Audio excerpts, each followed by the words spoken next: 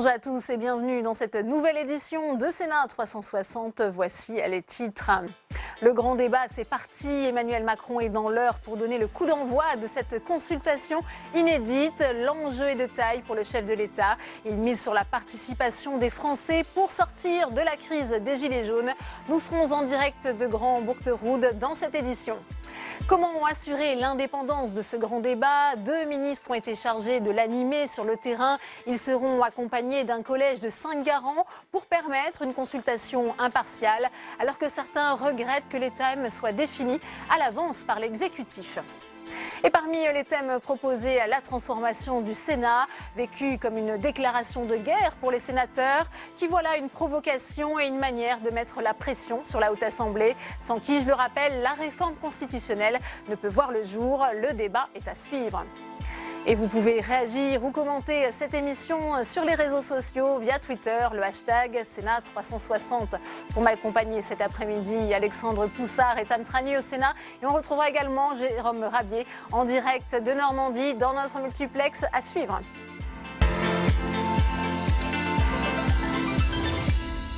C'est donc de Normandie, dans la commune de Grand Bourgtheroud, 3500 habitants, qu'Emmanuel Macron a décidé de lancer officiellement le grand débat national devant 600 élus réunis pour l'occasion et entourés de plusieurs ministres. Objectif, être à l'écoute des préoccupations. Le chef de l'État, pour qui cette crise des Gilets jaunes est une chance. Écoutez-le. La période que nous sommes en train de vivre, évidemment, elle pose beaucoup de défis à notre pays. Un défi, on le voit bien, qui parfois inquiète nos concitoyens, qui doit être un défi d'ordre public, d'ordre républicain, et avec ça on ne transige pas. En tout cas, je ne transigerai pas, le gouvernement non plus. Mais plus profondément, je pense que nous pouvons faire du moment que traverse la France une chance. Ce qui est en train de remonter aujourd'hui, et qui vient de très loin, c'est une fracture sociale. On en parle depuis 25 ans.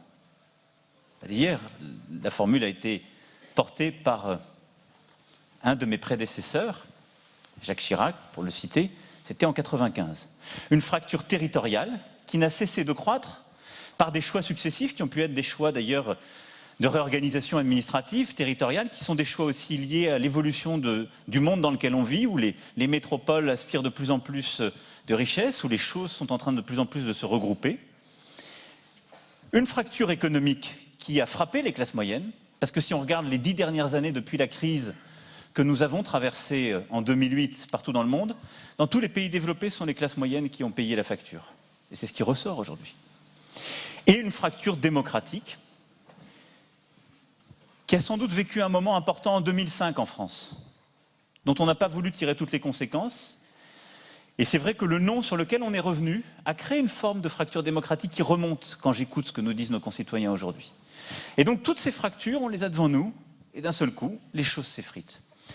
Et je pense qu'il ne faut pas du tout en avoir peur, il faut refuser la violence, parce qu'il ne sort rien de la violence. Il faut refuser la démagogie, parce que l'addition des colères n'a jamais fait une solution. Mais il nous faut construire les voies et moyens de construire des solutions pour le pays. Et on va tout de suite retrouver notre envoyé spécial sur place, Jérôme Rabier. Cela fait à présent 1 heure qu'Emmanuel Macron est à l'écoute des doléances de ses élus. Quelle est la teneur des échanges sur place ?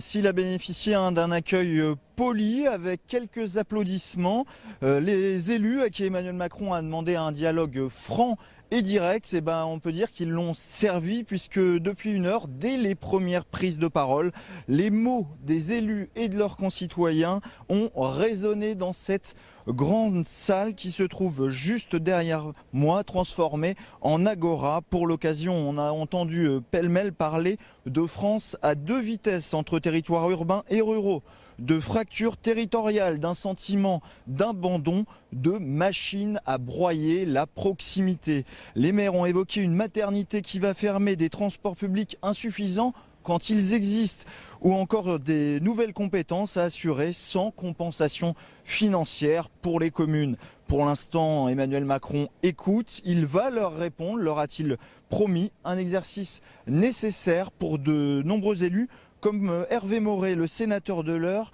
qui nous a répondu juste avant d'entrer dans ce gymnase. Le président de la République et le gouvernement ont eu le tort de vouloir passer au-dessus des corps constitués depuis bientôt 2 ans. Les maires sont particulièrement importants sur le terrain, ce sont les élus de proximité. On sait d'ailleurs que ce sont les élus qui sont le plus appréciés des citoyens, sont même les seuls élus encore appréciés des citoyens. Et donc c'est très important qu'il y ait cette reprise de contact entre les maires et le président de la République, pour essayer qu'éventuellement ils soient ensuite le relais. Mais la première chose, c'est qu'ils soient eux-mêmes convaincus qu'il y a une volonté du président de la République de s'intéresser aux territoires et aux territoires ruraux notamment. Emmanuel Macron, qui s'est pour l'instant seulement exprimé 5 minutes en introduction, il a tenu à saluer le travail d'élus de proximité, ces maires. Il a dressé enfin un panorama d'une France qui souffre de plusieurs fractures, vous l'avez entendu, une fracture sociale, une fracture territoriale, une fracture économique et une fracture démocratique qui a finalement fait le creuset de cette crise des Gilets jaunes. Il a dit que la réponse se ferait collectivement, qu'il ne fallait pas avoir peur, mais saisir ce moment pour construire finalement un nouveau pacte avec la nation. Enfin, sur la place des maires, dans ce grand débat national, il leur a dit qu'ils en seraient les facilitateurs naturels, simplement s'ils le souhaitent, sans obligation. On attend maintenant des réponses plus précises du chef de l'État, car certains maires n'ont pas hésité à le questionner, y compris sur des sujets non évoqués dans sa lettre aux Français, ou en tout cas qu'il avait jugé tabou. Je ne reviendrai pas sur l'ISF. Eh bien, certains maires l'ont questionné, puisque dans leur cahier de doléances, en mairie, ils ont cette question qui revient sans cesse. Et les maires, ils nous l'ont dit, ils veulent désormais d'Emmanuel Macron des réponses concrètes. Merci à vous, Jérôme, pour toutes ces précisions. Alors, c'est donc dans cette commune de 3500 habitants, Grand Bourgtheroute, que Emmanuel Macron a décidé de lancer cette grande consultation inédite. Avant de s'exprimer cet après-midi, le chef de l'État a d'ailleurs assisté à un conseil municipal à quelques kilomètres. Retour sur cette journée pour le premier déplacement du chef de l'État avec Léa Doply. Des gilets jaunes mis à l'écart de la visite présidentielle. Rassemblés sur un rond-point, ils sont une centaine et comptent malgré tout se faire entendre. On espère quand même pouvoir s'en approcher, pouvoir intervenir. On ne sera pas effectivement à l'intérieur avec les maires, mais voilà, à sa sortie ou autre, pacifiquement, comme on l'a toujours fait. Car pour empêcher tout débordement, Grand Bourgtheroute est placé en état de siège. Circulation coupée, contrôle de sécurité, rien n'est laissé au hasard. Et pour cette journée particulière, les habitants ont dû s'adapter.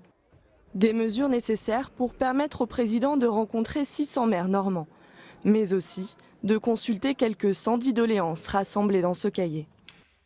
C'est un format très libre, avec des petits mots, avec des gens qui souhaitent aussi remettre des plis. Après l'annonce de la visite présidentielle, les habitants sont venus plus nombreux déposer leurs réclamations. Sur le papier, les préoccupations de cette localité rurale, impôt sur la fortune, mobilité, pouvoir d'achat, le maire espère que le grand débat saura les apaiser. Moi, ce que je souhaite vraiment, c'est qu'on trouve un moyen d'échanger, de renouer du contact avec nos habitants. On est dans une impasse incroyable, c'est un mouvement qui dure, qui se durcit aussi. Et après, on attend les annonces sur l'organisation en tant que telle du grand débat. Quelles vont être justement les demandes envers les maires? En attendant, le maire a remis au président ses doléances et compte sur lui pour les lire attentivement. Et premier invité de notre multiplex, c'est le président du groupe En Marche au Sénat, le sénateur François Patriat. Il est à vos côtés, Tam Tranmy. Oui, François Patriat, est-ce que vous pensez, à l'instar d'Emmanuel Macron, que l'on peut faire de ce moment, ce moment de crise, une chance? Est-ce que vous pensez que ce grand débat peut être une opportunité ou est-ce que c'est plutôt synonyme de grand désordre? Ce grand débat est-il nécessaire? Oui. Est-il pipé? Je ne le crois pas. Et ce que dit le chef de l'État aujourd'hui, c'est que face à la colère qui gronde depuis des années et qui s'exacerbe aujourd'hui, après l'affrontement, le temps du dialogue est venu. Parce qu'il ne suffit pas de s'affronter, de s'invectiver, il y a un moment, il faut proposer.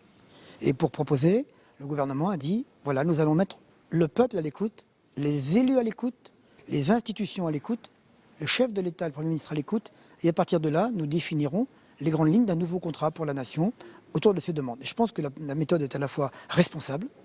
Le président de la République est dans la proximité. Je l'ai vu dans la grande itinérance que nous avons fait dans le nord de la France. Et on le voit là dans les images, c'est plutôt un moment de proximité avec les élus. Mais au contraire, fait preuve de beaucoup d'humilité et d'écouter les élus dont on attend. Mais ce sont les revendications faites aujourd'hui, ce sont des revendications que nous connaissons et auxquelles le gouvernement a déjà apporté pour partie des réponses. Ce que vous dites, c'est qu'il n'y a pas grand-chose de nouveau qui sort de cette consultation, en tout cas celle d'aujourd'hui, qui effectivement est avec des élus, des maires, c'est-à-dire pas l'essentiel des personnes qui vont être consultées avec ce grand débat. Non, mais ne sous-estimez pas la capacité qu'ont les maires à traduire les aspirations de leurs habitants. Et quand ils vous parlent pouvoir d'achat, quand ils parlent déplacement, quand ils parlent fiscalité, quand ils parlent santé, quand ils parlent logement, quand ils parlent environnement, je crois que ce sont d'excellents interprètes aujourd'hui auprès du chef de l'État pour synthétiser ces demandes. Et on voit bien qu'il y a des demandes qui sont rémanentes. Les demandes de la fracture territoriale dont vous parlez aujourd'hui, elle répond aux problématiques que j'évoque. Celui de la santé, celui du déplacement, celui des études, celui du travail à côté. Donc on connaît, mais elles sont exprimées aujourd'hui, je trouve, avec beaucoup de justesse, avec un ton. Et le dialogue tel qu'il s'engage aujourd'hui, il est à la fois mesuré et responsable. Vous avez cité également bien la question de la fiscalité. Justement, tout à l'heure, le président de la République a été interpellé par un maire communiste, qui a dit, eh bien oui, mais vous dites que vous ne changerez pas de cap sur ce sujet, par exemple sur la question de l'ISF, alors à quoi bon? L'ISF n'est qu'une partie de la fiscalité. Il a cité l'ISF, le CICE, toutes ces mesures. Ça, ce sont des revendications politiques, faites par des partis politiques aujourd'hui qui sont dans un positionnement politique. Je pense que les Français, on peut dépasser cela aujourd'hui pour dire l'ISF en soi, l'évaluation va être faite bientôt. On verra si effectivement elle a servi le pays ou si elle l'a desservi. Mais d'abord l'ISF n'a pas été supprimé, je vous le rappelle une fois de plus. Il y a encore l'IFI aujourd'hui. Et puis sur le CICE, il ne s'agit pas d'un cadeau aux entreprises. Il s'agit aujourd'hui d'un allègement de charges pour rendre la France plus attractive. Donc ne traversons pas les données. Le positionnement politique du Parti communiste et d'autres, de la France insoumise et d'autres, on le connaît. Je pense que sur la fiscalité, il y a beaucoup de choses à faire sur la fiscalité, sur une fiscalité plus juste et plus efficace aujourd'hui, qui vont au-delà de l'ISF. Bien, merci beaucoup François Patria pour votre réaction au début donc, de ce grand débat, ce jour d'envoi. Merci à vous, Tam, pour cette première réaction. On va continuer d'analyser les enjeux de ce grand débat national dont le coup d'envoi a été donné aujourd'hui par Emmanuel Macron avec mes invités sur ce plateau. Valérie Létard, bonjour, merci d'être avec nous. Vous êtes sénatrice centriste du Nord. Également sur ce plateau, Jérôme Bacher, bonjour, sénateur LR de l'Oise. J'accueille également Arnaud de Belenet, merci d'avoir accepté notre invitation, sénateur La République En Marche de Seine-et-Marne. Et puis Pascal Savoldelli est également avec nous. Vous êtes sénateur communiste du Val-de-Marne. Valérie Létard, bonjour. On va voir dans quelques instants un peu la teneur des échanges entre Emmanuel Macron et les élus. Ça se passe en ce moment, on l'a dit, dans l'heure. Vous, quel regard portez-vous sur cette grande consultation inédite? Elle est salutaire? Eh bien, elle sera salutaire à mon sens si elle permet à nos concitoyens d'avoir un débat ouvert, dans lequel ils auront effectivement la possibilité de s'exprimer sur tous leurs sujets de préoccupation. On sait que dans la lettre du président de la République, un certain nombre de points sont évoqués, d'autres apparaissent comme étant des lignes rouges. Il me semble qu'à partir du moment où on veut consulter nos concitoyens, il faut vraiment que ce soit un jeu ouvert et avec une restitution dont on ait la garantie qu'elle soit véritablement conforme à ce qui se sera passé sur les territoires. Il faut néanmoins donner des limites, Pascal Savoldelli, si on ne veut pas que ce grand débat tourne au grand déballage. Moi, dans là, j'ai regardé, il y a un chroniqueur, un humoriste, Guillaume Meurice, il a dit il est temps de discuter tous ensemble de la manière nous allons faire comme j'ai prévu. J'avoue que je m'y retrouve. J'ai fait comme tous les Françaises et les Français, j'ai regardé la lettre du président Macron avec ses multiples questions. Et puis en même temps, certaines dont, évidemment, soit elles ne sont pas d'actualité pour lui, soit la réponse est déjà donnée. Bon humour, un peu d'insolence en cette période de vœux, en même temps responsabilité. C'est-à-dire qu'il faut faire très attention, il y a un enjeu extrêmement important avec cette esquisse des débats, c'est de ne pas créer un désordre démocratique à travers les résultats qu'il va obtenir. Parce que ce que veulent les Gilets jaunes avec l'IRIC, mais pas que les Gilets jaunes, c'est de pouvoir peser sur les décisions. C'est-à-dire qu'on a une crise démocratique et sociale. Et donc il faut prendre toute la gravité aussi et le sens de ces aspirations populaires. Arnaud de Belenet, est-ce que le gouvernement est prêt à tout entendre, toutes les revendications? Ça a été rappelé par Jérôme Rabier, qui est en Normandie. Eh bien, il y a beaucoup d'interpellations, notamment d'élus qui font ces remontées de terrain sur l'ISF, alors que l'on sait bien qu'Emmanuel Macron ne veut pas revenir sur sa suppression. Oui, tout est organisé pour que chacun puisse s'exprimer très librement, de différentes manières, en prenant l'initiative de débat, en apportant des contributions directes à travers des conférences régionales citoyennes. Donc tout est organisé pour que toute personne qui a quelque chose à dire puisse l'exprimer.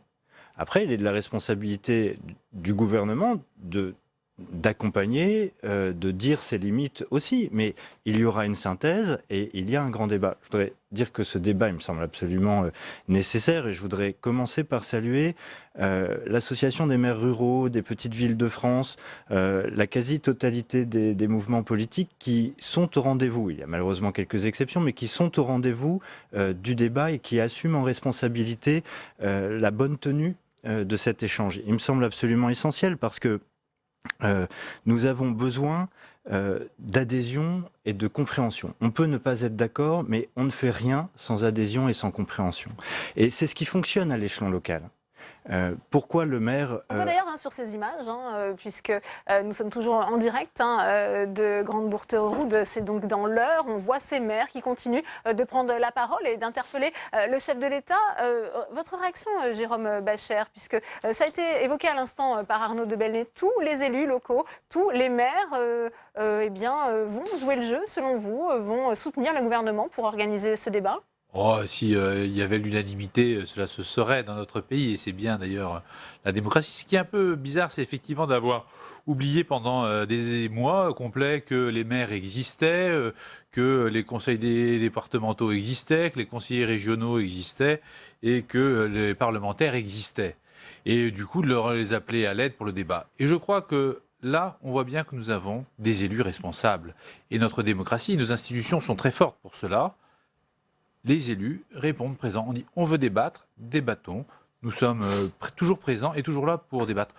Moi, je visite en ce moment plein de maires. Il y a évidemment les cérémonies de vœux, mais je fais plein de communes. Les maires, ils passent leur temps avec leur population à débattre. Ils savent ce que c'est. Ils savent ce que c'est que de débattre, y compris de décisions qu'ils ont déjà prises et parfois de revenir dessus.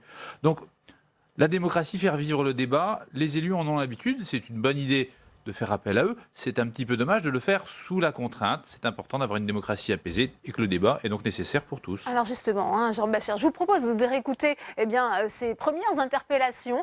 C'était il y a quelques instants dans ce gymnase de cette commune de l'Eure, Grande Bourteroude. Écoutez. Pouvez-vous, Monsieur le Président, vous engager à imposer à l'État les mêmes règles budgétaires que vous imposez aux collectivités ?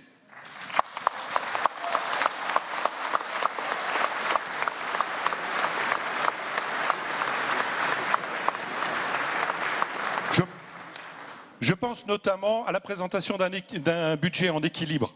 Il est imposé à toutes nos collectivités, il doit être imposé à l'État.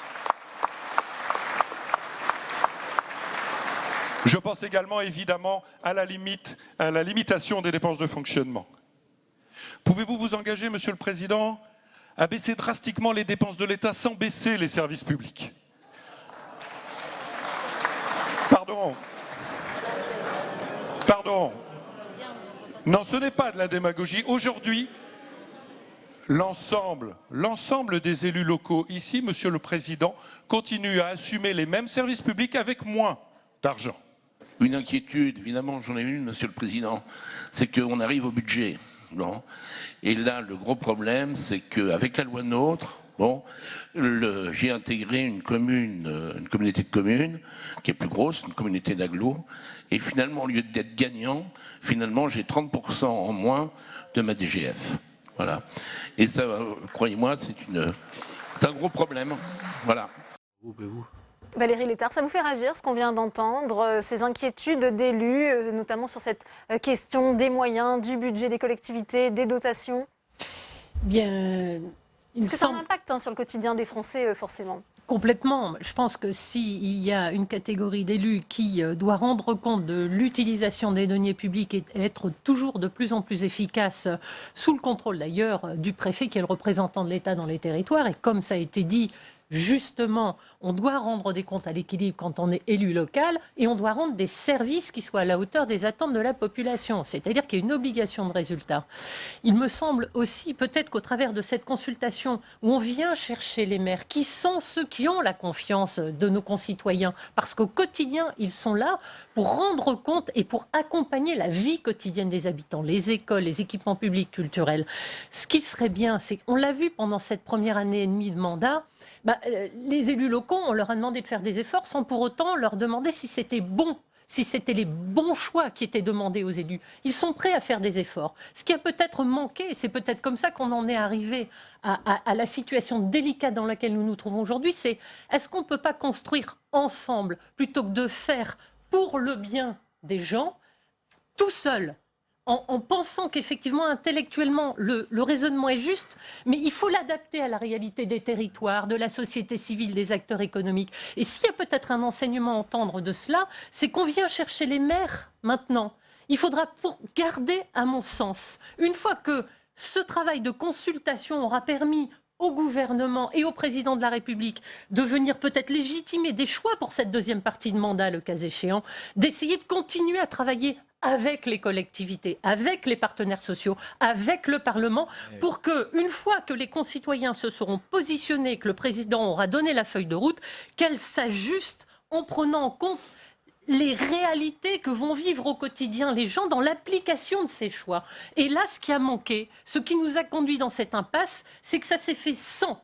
Ça s'est fait pour le bien d'eux, mais pas avec ceux qui représentent la vie au quotidien. C'est la leçon que moi je demanderai à Monsieur le Président de la République, est-ce qu'après cette concertation, vous allez, dans votre méthode, associer les acteurs que sont les partenaires sociaux, que sont le Parlement, les élus locaux, les représentants du réseau associatif, ceux qui peuvent ajuster et rendre acceptables des choix et des réformes importantes pour notre pays. Arnaud de Belenet découvre un petit peu tardivement les vertus de la proximité du dialogue avec les élus. Emmanuel Macron.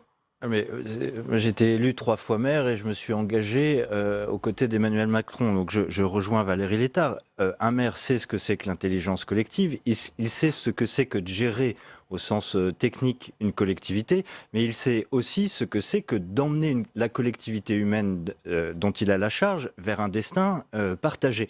Et c'est ça l'enjeu. Et on a besoin des maires sur ce débat-là, parce que c'est ça qu'ils incarnent. Et la République, et au lendemain, et évidemment, et auparavant surtout également. Et on en a besoin sur ce débat, parce que c'est bien ça le sujet. C'est comment faire face aux défis collectifs qui sont posés au pays, assumer un certain nombre de transformations qui sont rendues nécessaires par la fin d'un cycle long, économique, la convergence du numérique, de la robotique, de l'intelligence artificielle. Tout ça remet en cause de manière très rapide notre organisation. Et puis on a aussi la fin d'un cycle long sur de mon point de vue, sur notre organisation pyramidale et une crise de la légitimité et la mise en cause des autorités. Et donc on voit bien qu'il nous faut réinventer la démocratie. Et le fait même que ce débat existe, le fait même que ce débat existe est un élément constitutif d'une nouvelle façon d'appréhender la réappropriation par tous, ou la meilleure compréhension par tous, de la façon dont le gouvernement et la majorité proposent de relever les grands défis. Mais évidemment qu'on pouvait l'éviter. Le Sénat n'a cessé d'alerter sur l'absence d'écoute. Gérard Larcher, le président du Sénat, ne cesse de répéter au président de la République, et il l'a encore fait hier. Il le dira mieux que moi prochainement sur des médias, mais il a encore dit hier au président de la République. Nous n'avons cessé d'alerter le gouvernement sur ce qui était en train de se passer. Et en octobre, et y compris d'ailleurs sur ce plateau, nous l'avons dit. Donc il suffit aussi d'écouter un peu, parce que nous passons notre temps à cela. Nous passons notre temps, c'est notre vie, entre guillemets. Mais c'est comme ça que nous travaillons. Les institutions de la République, de la Ve République, sont fortes. Et moi, je ne dis pas qu'il y a une crise de la démocratie, qu'il faut tout réinventer. Je ne suis pas de ceux-là. Je suis de ceux qui défendent les institutions de la Ve République. C'est une façon de les faire fonctionner. On peut les moderniser et s'interroger, c'est vrai, avec Internet et d'autres façons de communiquer, de s'approprier les choses. Et ça, c'est autre chose. Les institutions de la Ve, elles sont solides. Il faut savoir les préserver. Pascal Savoldelli, il a besoin des maires pour justement emmener les Français à participer à ce grand débat. On voit cette opération, Emmanuel Macron a été plutôt bien accueilli. Il est assez à l'aise dans ce type d'exercice. Ça lui rappelle peut-être aussi un petit peu sa campagne électorale au chef de l'État? Je ne sais pas, ce que je peux vous dire, c'est que moi, mon appréciation, c'est qu'on est dans une situation tout à fait inédite. Et qu'on assiste, je crois, à un décalage énorme, insupportable pour beaucoup de gens, entre ce qui relève de l'intérêt privé et ce qui relève de l'intérêt général. Et je le dis là, chacun a ses mots ici, mais oui, les maires ont encore, pour une immense majorité, du désintéressement et ont le sens de l'intérêt général. Et on a un président de la République qui est celui des intérêts privés. Écoutez, dans sa lettre, moi je veux bien, je le dis à mon collègue, le débat est ouvert, il y a 33 questions. Par exemple, dans l'opinion publique, il y a une majorité de gens qui, à juste titre, demandent le rétablissement de l'ISF. On dit non, c'est pas le débat. Et l'intelligence artificielle, c'est celle de la finance. J'ai fait mes comptes, moi. On est passé de l'ISF à l'impôt sur le patrimoine, l'IFI. Vous êtes d'accord, mes chers collègues? On a changé. Ça, on a changé. Vous êtes d'accord? On récoltait 5 milliards avant, on récolte 1,2 milliard. 2. Donc, vous voyez, il y a bien une preuve qu'il y a une richesse en France qui est, on va le dire, assez artificielle, dématérialisée, mais dont ces hommes et ces femmes qui travaillent ou qui sont en recherche de travail ou de dignité ou d'être reconnus, écoutez, là, il y a un décalage croissant. Donc, voilà. Et puis, les maires, il faudrait écouter le Sénat.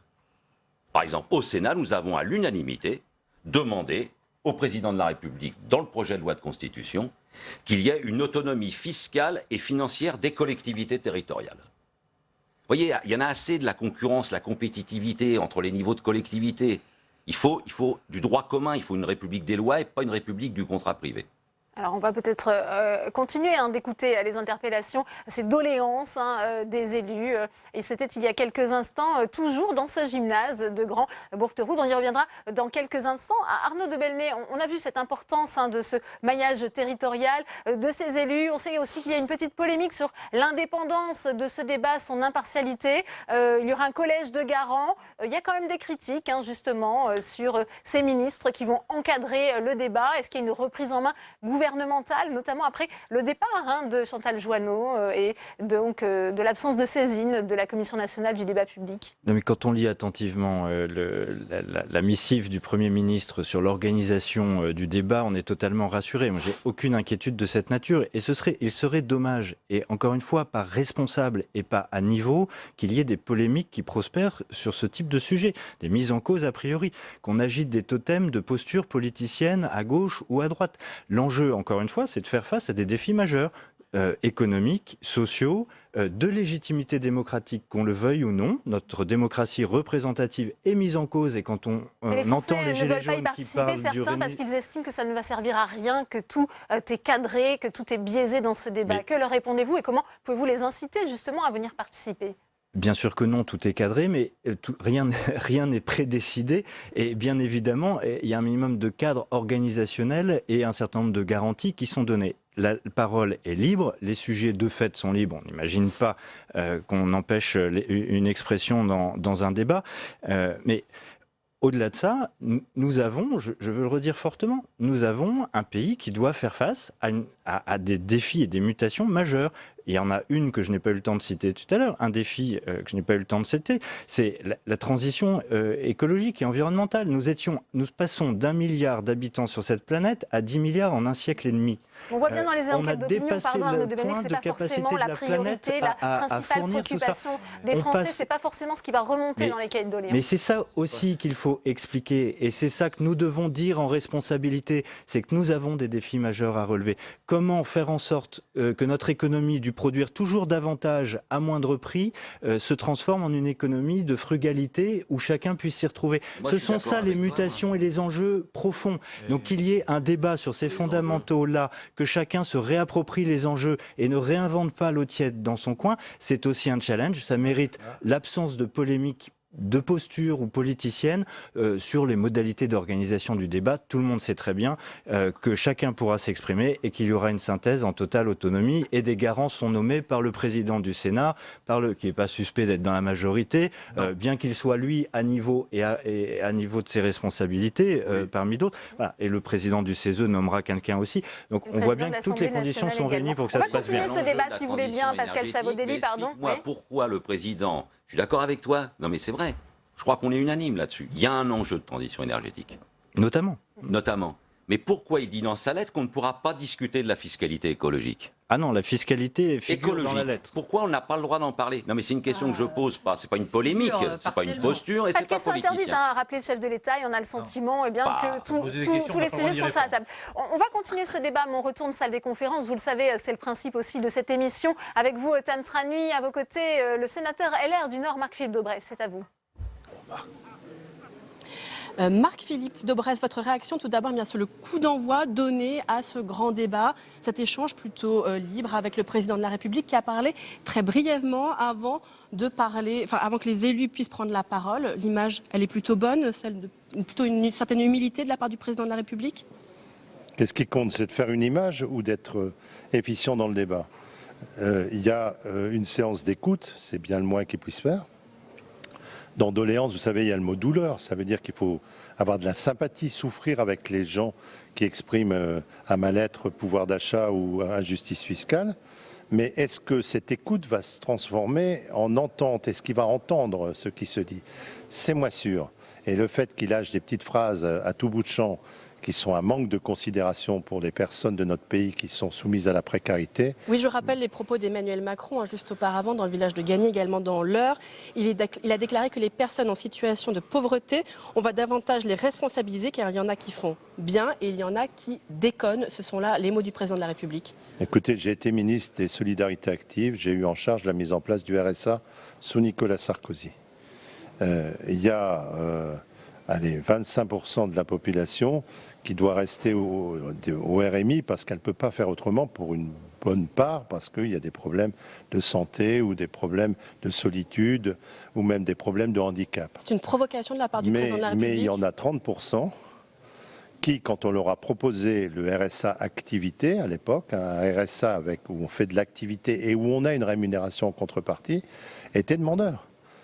Donc ces gens-là, ils ne déconnent pas, je peux vous dire. Ces gens-là, ils cherchent à s'en sortir. Dans la période que nous traversons d'extrême tension, de fragilité de la société, tenir des propos pareils, ce sont des propos de division, alors qu'on a besoin de ressouder, de recouturer une société qui a été déchirée. C'est responsable de sa part? Je pense que pour un président de la République, c'est totalement inapproprié. Un mot sur la remise en cause du Sénat par certains gilets jaunes. Eh bien, c'est un thème qui s'est retrouvé hier dans la lettre française d'Emmanuel Macron.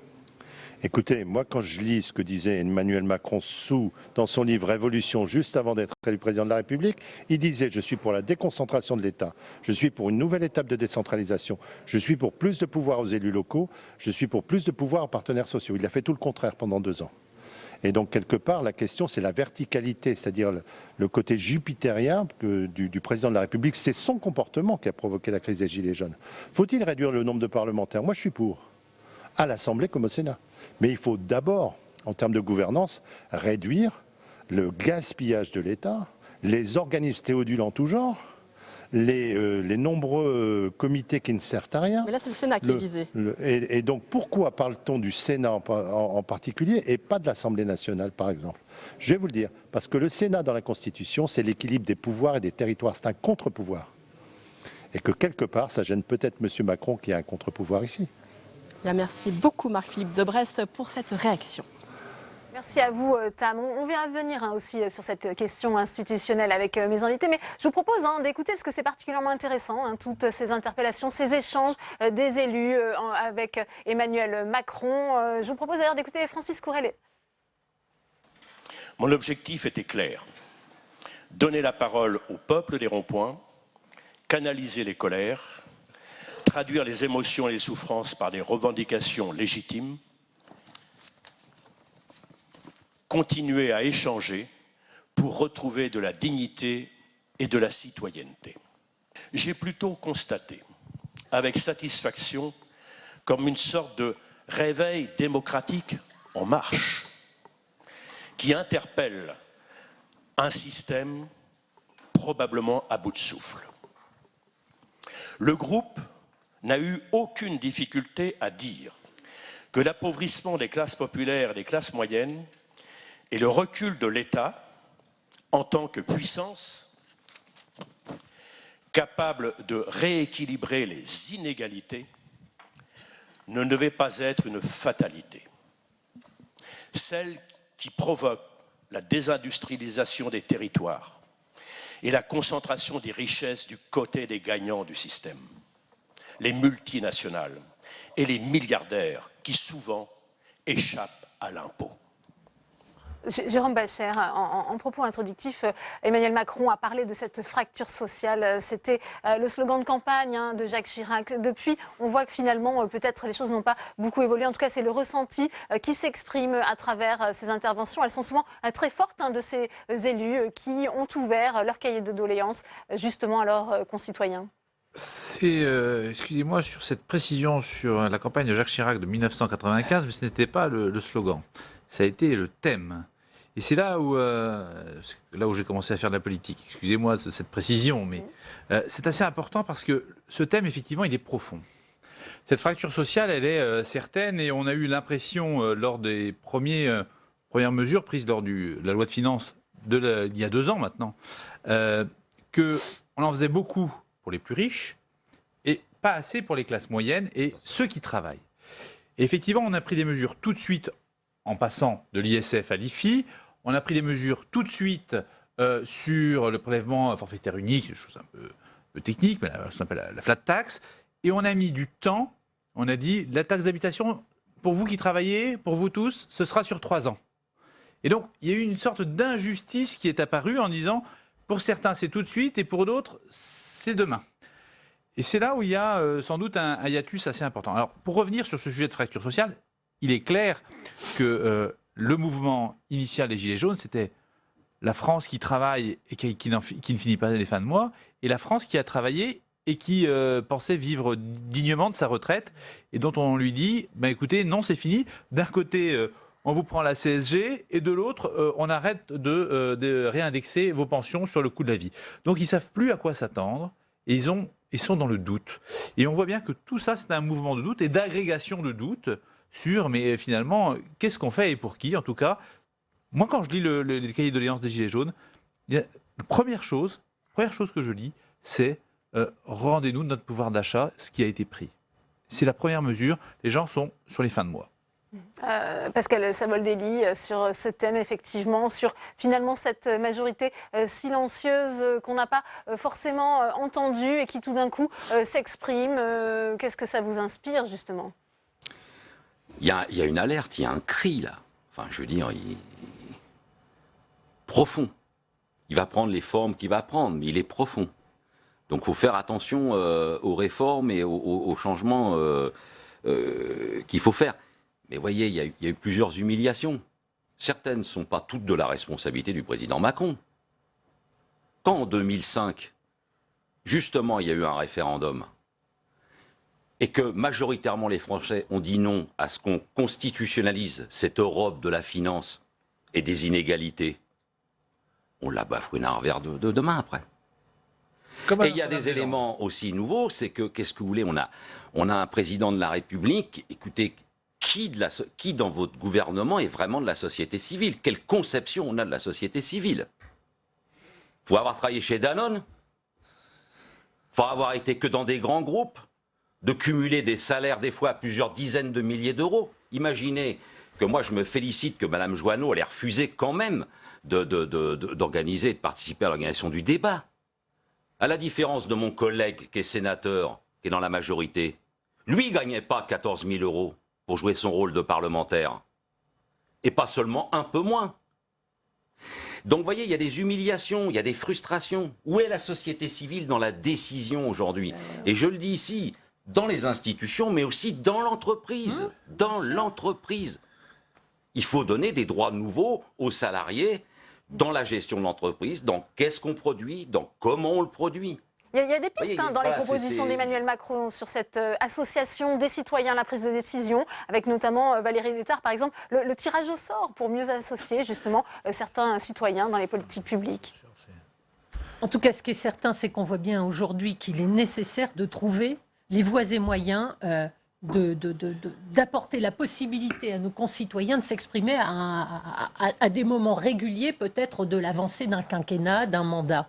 Ce qui ne veut pas dire remettre en question nos institutions dans leur totalité. Ça veut dire qu'à un moment donné, comment on prend en compte les évolutions de notre société et le besoin, effectivement, d'avoir une possibilité de s'exprimer sans pour autant rendre impossible toute réforme, toute avancée, toute organisation de notre pays, de notre société. Comment on continue à faire fonctionner nos institutions? Comment on continue à pouvoir organiser la somme des attentes individuelles pour en faire l'intérêt général? Car la grande difficulté qu'on a aussi quand on veut laisser la parole à nos concitoyens de façon ouverte et large, c'est qu'on sait bien que l'intérêt général n'est pas la somme des intérêts particuliers. Comment on ordonnance, comment on organise tout cela? Et comment en même temps on laisse s'exprimer nos concitoyens? C'est vrai le tirage au sort, c'est vrai le référendum. Puisque Emmanuel Macron commence à répondre à certains élus, on l'écoute, le chef de l'État, et je vous donnerai la parole juste après. Le premier point sur le débat, puisque j'ai été interrogé à plusieurs reprises sur qu'est-ce qu'on attend des maires exactement sur le débat après que les premières contributions m'aient été remises. Alors d'abord, vous avez commencé avec toutes celles et ceux qui ont ouvert des cahiers de doléances ou conduit des réunions comme ça nous a été dit avec leur propre méthode. Donc je dirais comme toujours, les choses de toute façon se font d'elles-mêmes. Alors le mot cahier de doléances, il est rentré dans les mœurs. Non pas que la référence historique me chagrine, simplement, nous sommes à un moment donné où ça doit être des cahiers de droits et de devoirs. Parce que les doléances, c'est comme s'il y avait un souverain qui puisse donner des choses. En démocratie, il y a un budget, c'est celui qui est fait par les impôts et les taxes de tous nos concitoyens. Et il y a des élus, vous en êtes toutes et tous, ils sont élus par le peuple. Et après, le peuple peut exprimer plutôt des souhaits et l'expression de droits et devoirs. Donc je pense que ça, c'est une bonne méthode et on va avancer. Alors après, je pense qu'il y a deux choses, et on a commencé à le faire aujourd'hui. La première chose, moi, que j'attends de toutes celles et ceux qui sont prêts à le faire, c'est d'être des facilitateurs. C'est-à-dire, et ça a été bien rappelé d'ailleurs par les présidents d'associations, j'ai eu hier la discussion avec le président du Sénat et de l'Assemblée nationale et du CESE également sur ce sujet, c'est-à-dire d'aider à organiser tous ceux qui veulent mener des discussions au niveau local, en acceptant de leur permettre de disposer d'une pièce, d'une salle, et de leur apporter les facilités minimales. Voilà. Donc d'être des facilitateurs. Si vous souhaitez faire plus, vous pouvez faire plus, mais je dirais que c'est à la liberté de chacun. Et ensuite, pour moi, vous êtes des acteurs de ce débat, et on l'a parfaitement vu aujourd'hui, en tant que vous avez à proposer des solutions, en tant qu'élu. Là, je dirais plutôt pour l'organisation de l'État, des collectivités locales, de la relation avec le gouvernement, des éléments de décentralisation, et je vais y revenir. Donc voilà, il me semble, les deux principaux rôles qui sont à jouer par les élus que vous êtes, l'un très pratique et en fonction de ce que vous êtes prêt à faire, et l'autre aussi de force de proposition en tant qu'élu vous-même et pour les sujets qui vous concernent. Ensuite, vous êtes revenu sur plusieurs sujets qui sont au fond liés à l'organisation des collectivités territoriales elles-mêmes. Ça a été dit par Madame la Présidente dès le début sur Ma commune est utile. Vous y êtes ensuite revenu sur différents sujets comme la DGF ou également sur la problématique de la proximité. Bon. Au fond, et vous m'avez également, Madame la Présidente, et beaucoup d'entre vous, j'ai essayé de répondre de manière un peu synthétique à l'ensemble de cette myriade de questions sur les communes, la relation à l'État, m'avez en quelque sorte sollicité sur cette relation de confiance. Bon, pour qu'il y ait de confiance, il faut qu'il y ait des faits qui soient établis.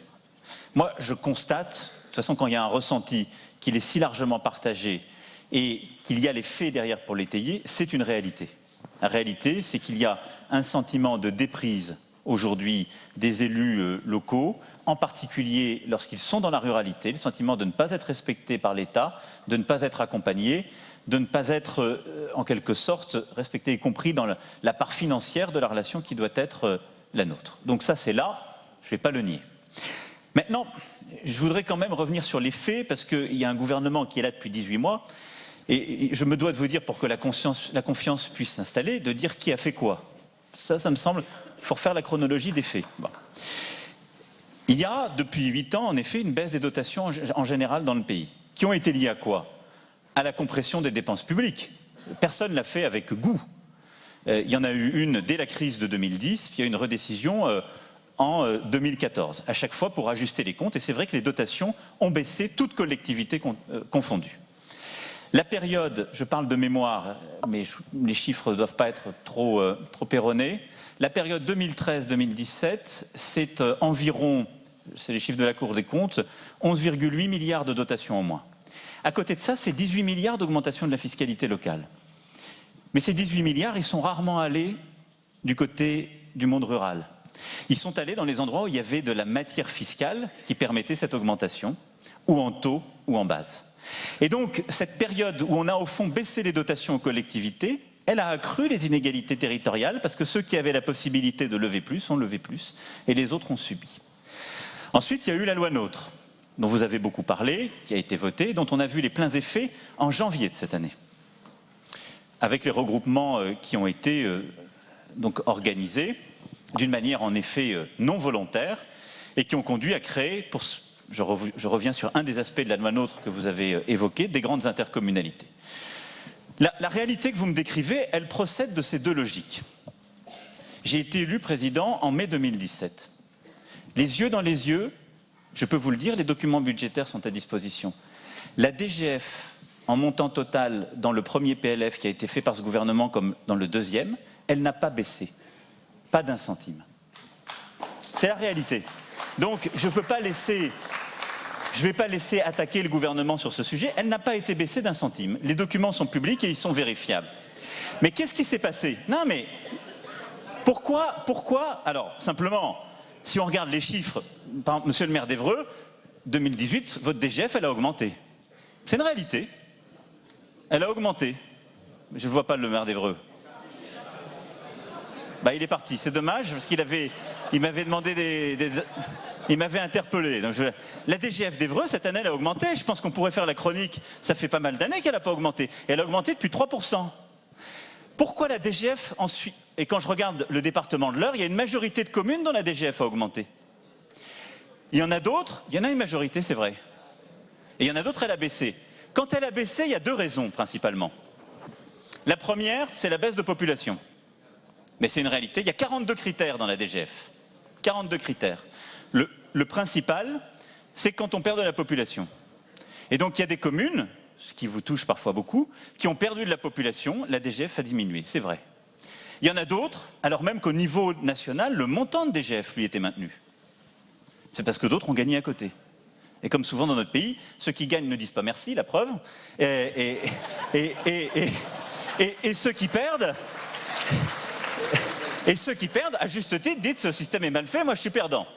La deuxième chose qui a fait perdre de la DGF, monsieur le maire, vous l'avez dit tout à l'heure, je ne vous vois plus, c'était vous. C'est en effet quand on a rejoint une intercommunalité par les effets de bord, qui fait qu'on a rejoint une intercommunalité où le revenu en effet fiscal de référence n'était plus le même, on se retrouvait à perdre. Bon, ce qui fait que, moi le premier, je disais en début d'année, la DGF ne bouge pas, vous allez voir. Et les gens me disaient, mais si, c'est pas vrai, chez moi, elle baisse. Effet de bord technique. Donc, tout ça pour dire, je disais juste quand même pour qu'on se remette les choses ensemble, parce que vous-même, quand vous êtes élu maire, ça vous plaît pas, les gens vous reprochent des choses, bah, vous prenez tout. Donc moi, je me défausse pas devant mes responsabilités. Il y a des choses, je vais y revenir, j'assume de les faire et de continuer à les faire. Mais je voudrais juste, par rapport aux membres du gouvernement et à ce qui a été dit, qu'on ne reproche pas au gouvernement ce qui est le fruit quand même de décisions passées et d'une bouscule plus large. Donc, moi, je vous entends, vous sentez ce mépris. Ça n'est pas celui de ce gouvernement, ni même le mien. Moi, on m'a reproché beaucoup de choses avec les élus. Vous savez, j'ai fait la chronique aussi de tous mes prédécesseurs. Je suis allé au premier congrès de l'AMF, j'ai invité des maires. Cette année, il y avait 2000 maires qui étaient à l'Élysée invités par mes services, mais il n'y a aucun président qui est venu tous les ans. Et je viendrai l'ouvrir l'année prochaine. J'avais plus de 2000 maires qui étaient à l'Élysée cette année. Donc on peut faire tous les procès qu'on veut. Mais je peux vous dire qu'il n'y a personne dans mes prédécesseurs depuis le général de Gaulle qui a fait plus avec et pour les maires depuis qu'il a été élu. C'est une réalité. Donc c'est vrai. Donc, Valérie Létard, explication de texte sur la DGF, mea culpa sur justement l'accueil des maires. On voit le chef de l'État qui tente une opération de reconquête auprès des élus locaux. Ça fonctionne selon vous ? Je pense que le président de la République se rend compte que pour mettre en œuvre aussi une politique nationale, il faut s'appuyer sur ceux qui sont les plus proches et qui sont présents en toute partie de notre pays, dans la France la plus rurale, dans la France la plus industrielle, celle qui rencontre des difficultés comme celle qui va bien. Et que construire une ambition nationale, elle se fait en lien avec ceux qui vont la mettre en œuvre. Et qu'il y a une prise de conscience de cela. J'espère tout simplement qu'elle continuera après le grand débat.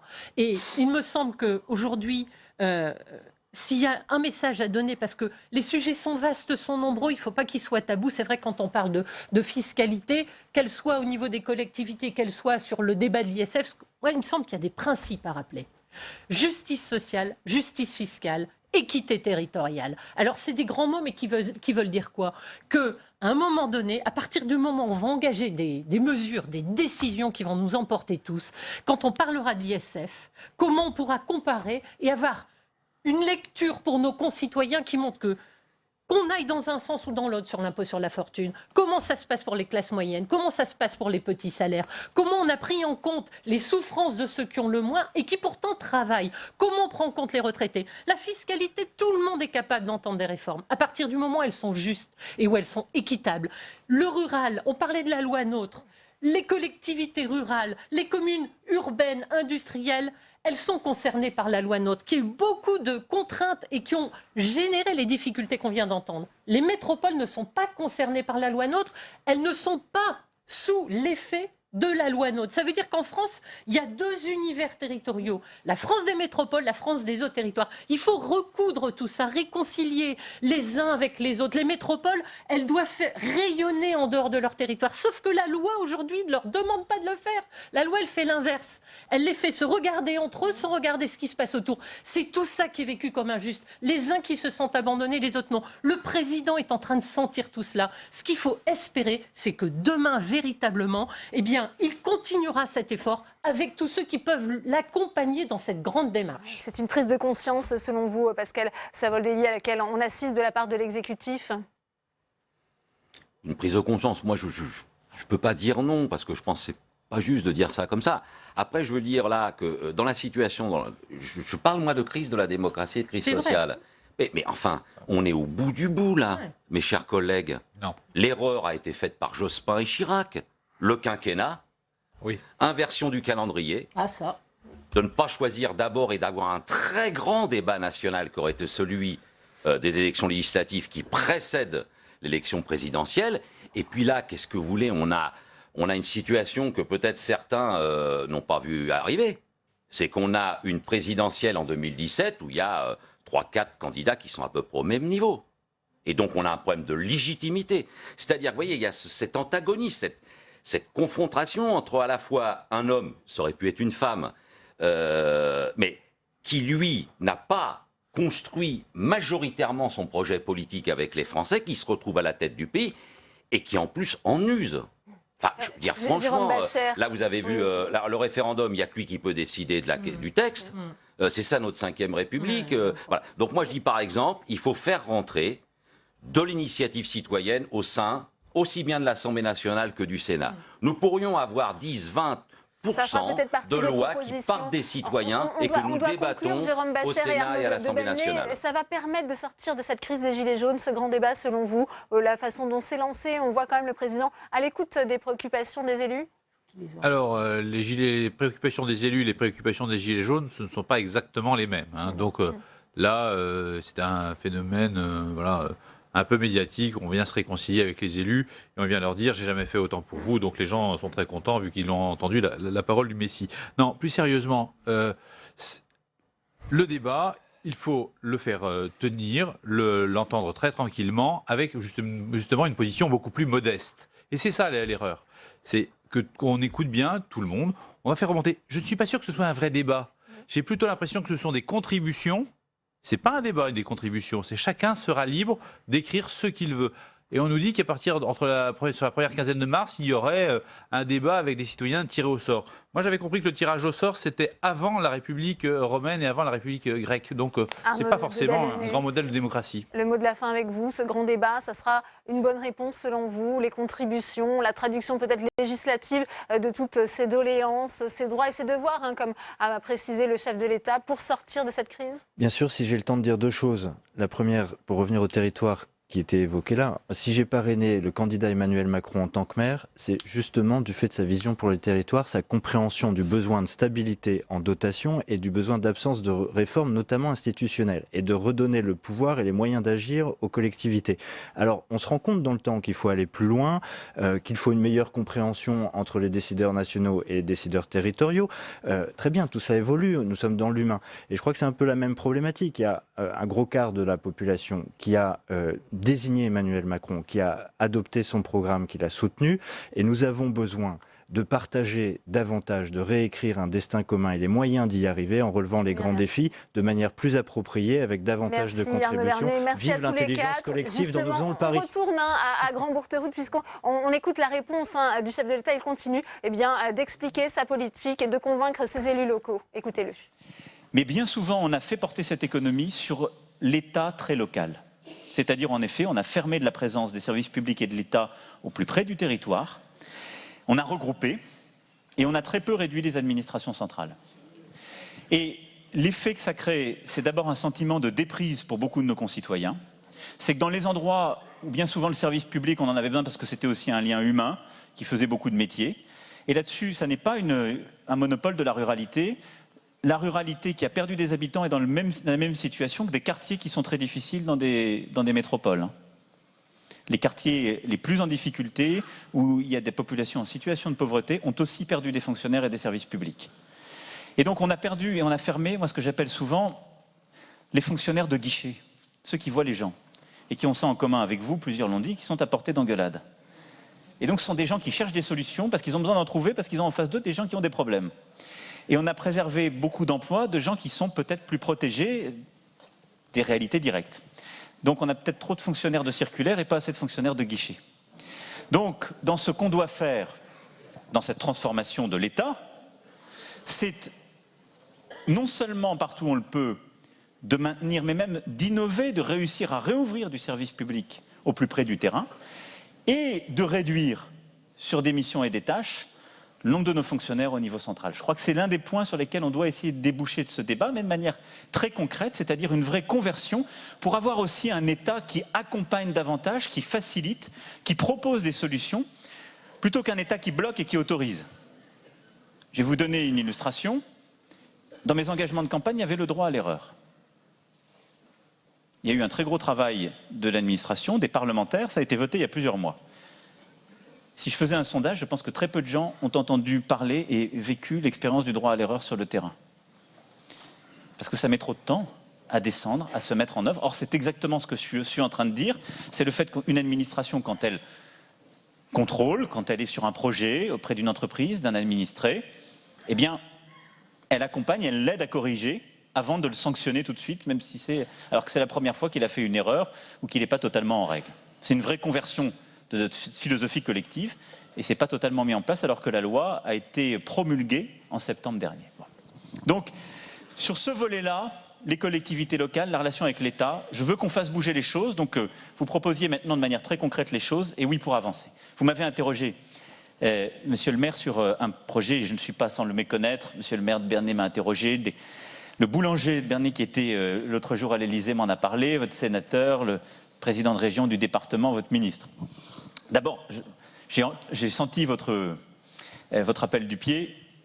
Je ne veux pas être dans la démagogie et à chaque fois que je fais des réunions avec les maires dans toutes les régions où je vais aller, en quelque sorte dire c'est moi qui distribue les bons points ou les bonnes nouvelles.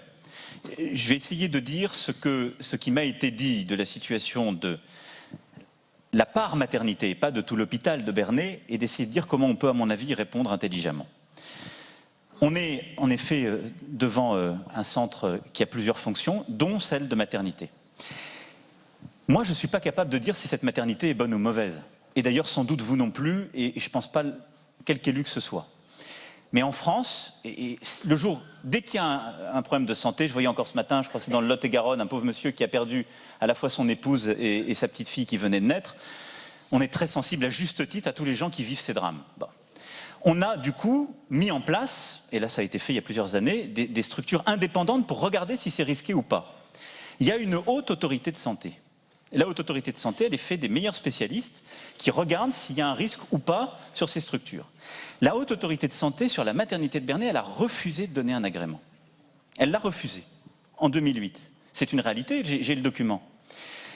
Est-ce qu'en responsabilité, je peux vous dire, les gens qui sont en train d'essayer de faire bouger les choses, ils prennent une mauvaise décision?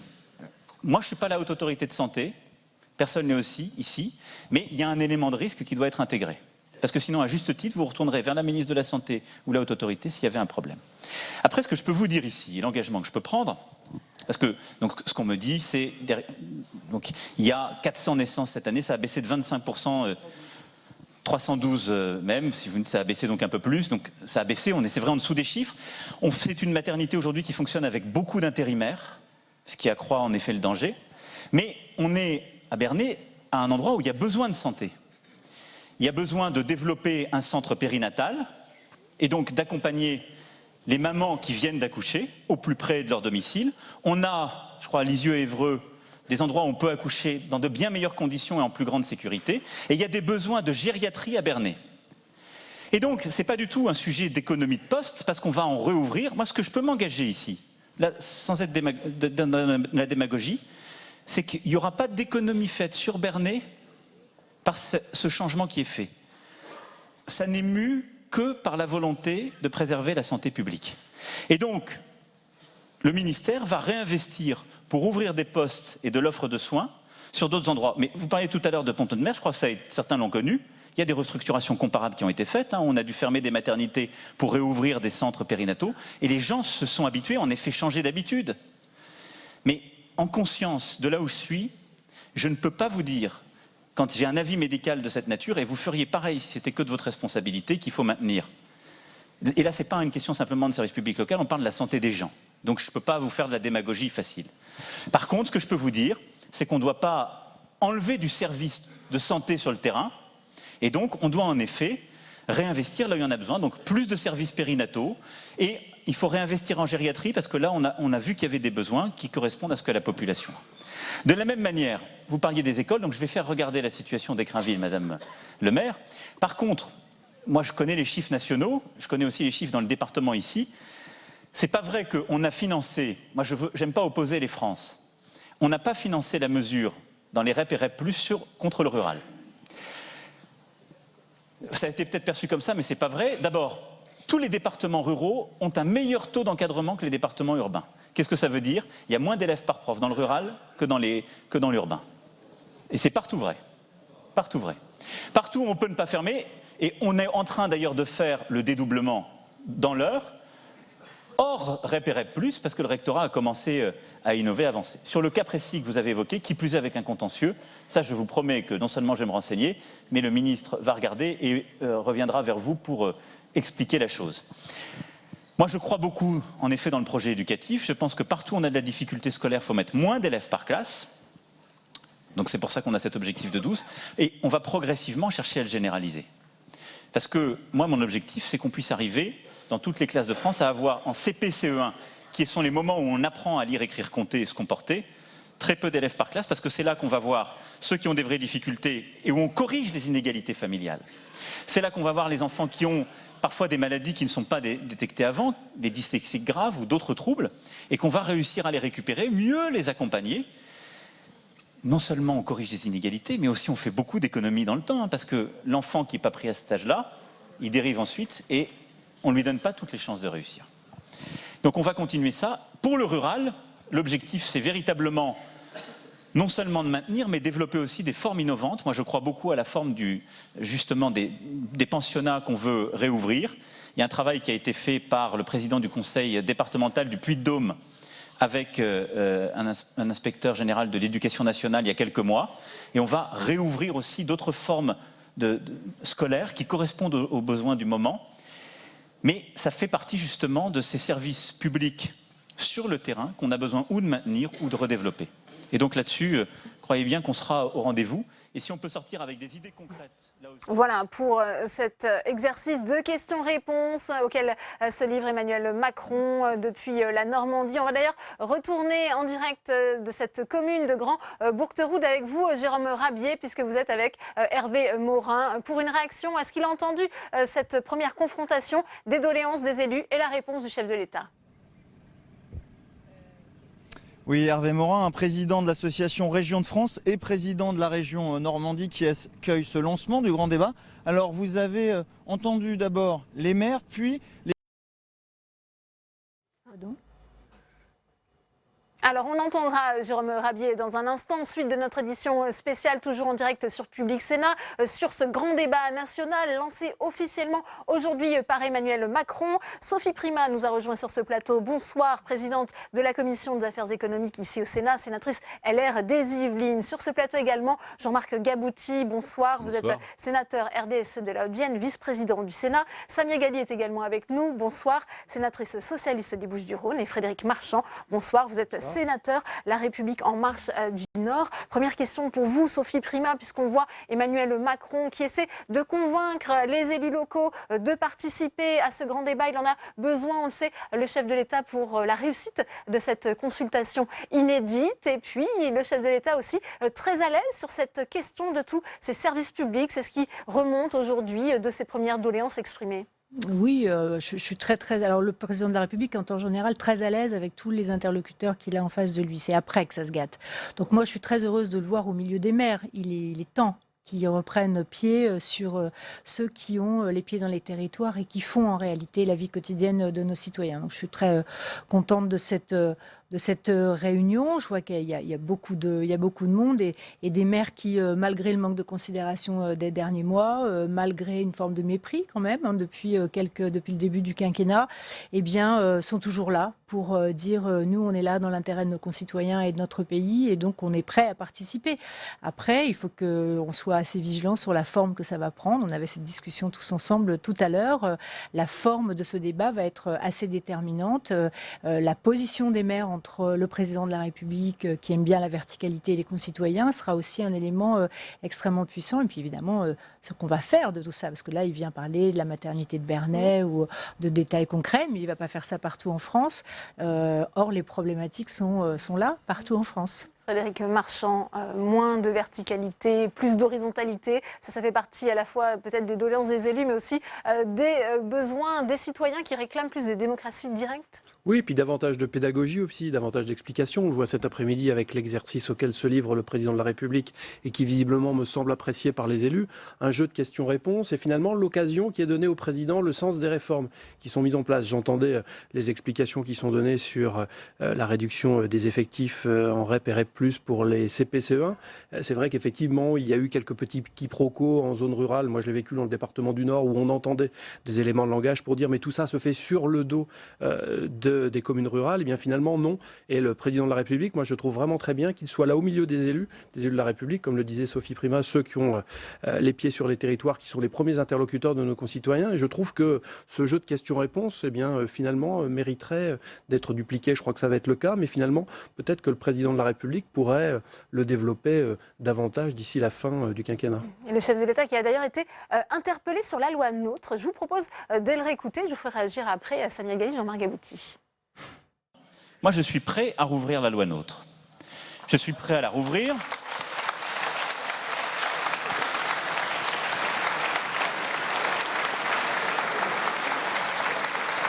Pas pour dire on va repartir pour des années de discussion en sachant quelles compétences on met à tel endroit, quelles compétences à tel autre.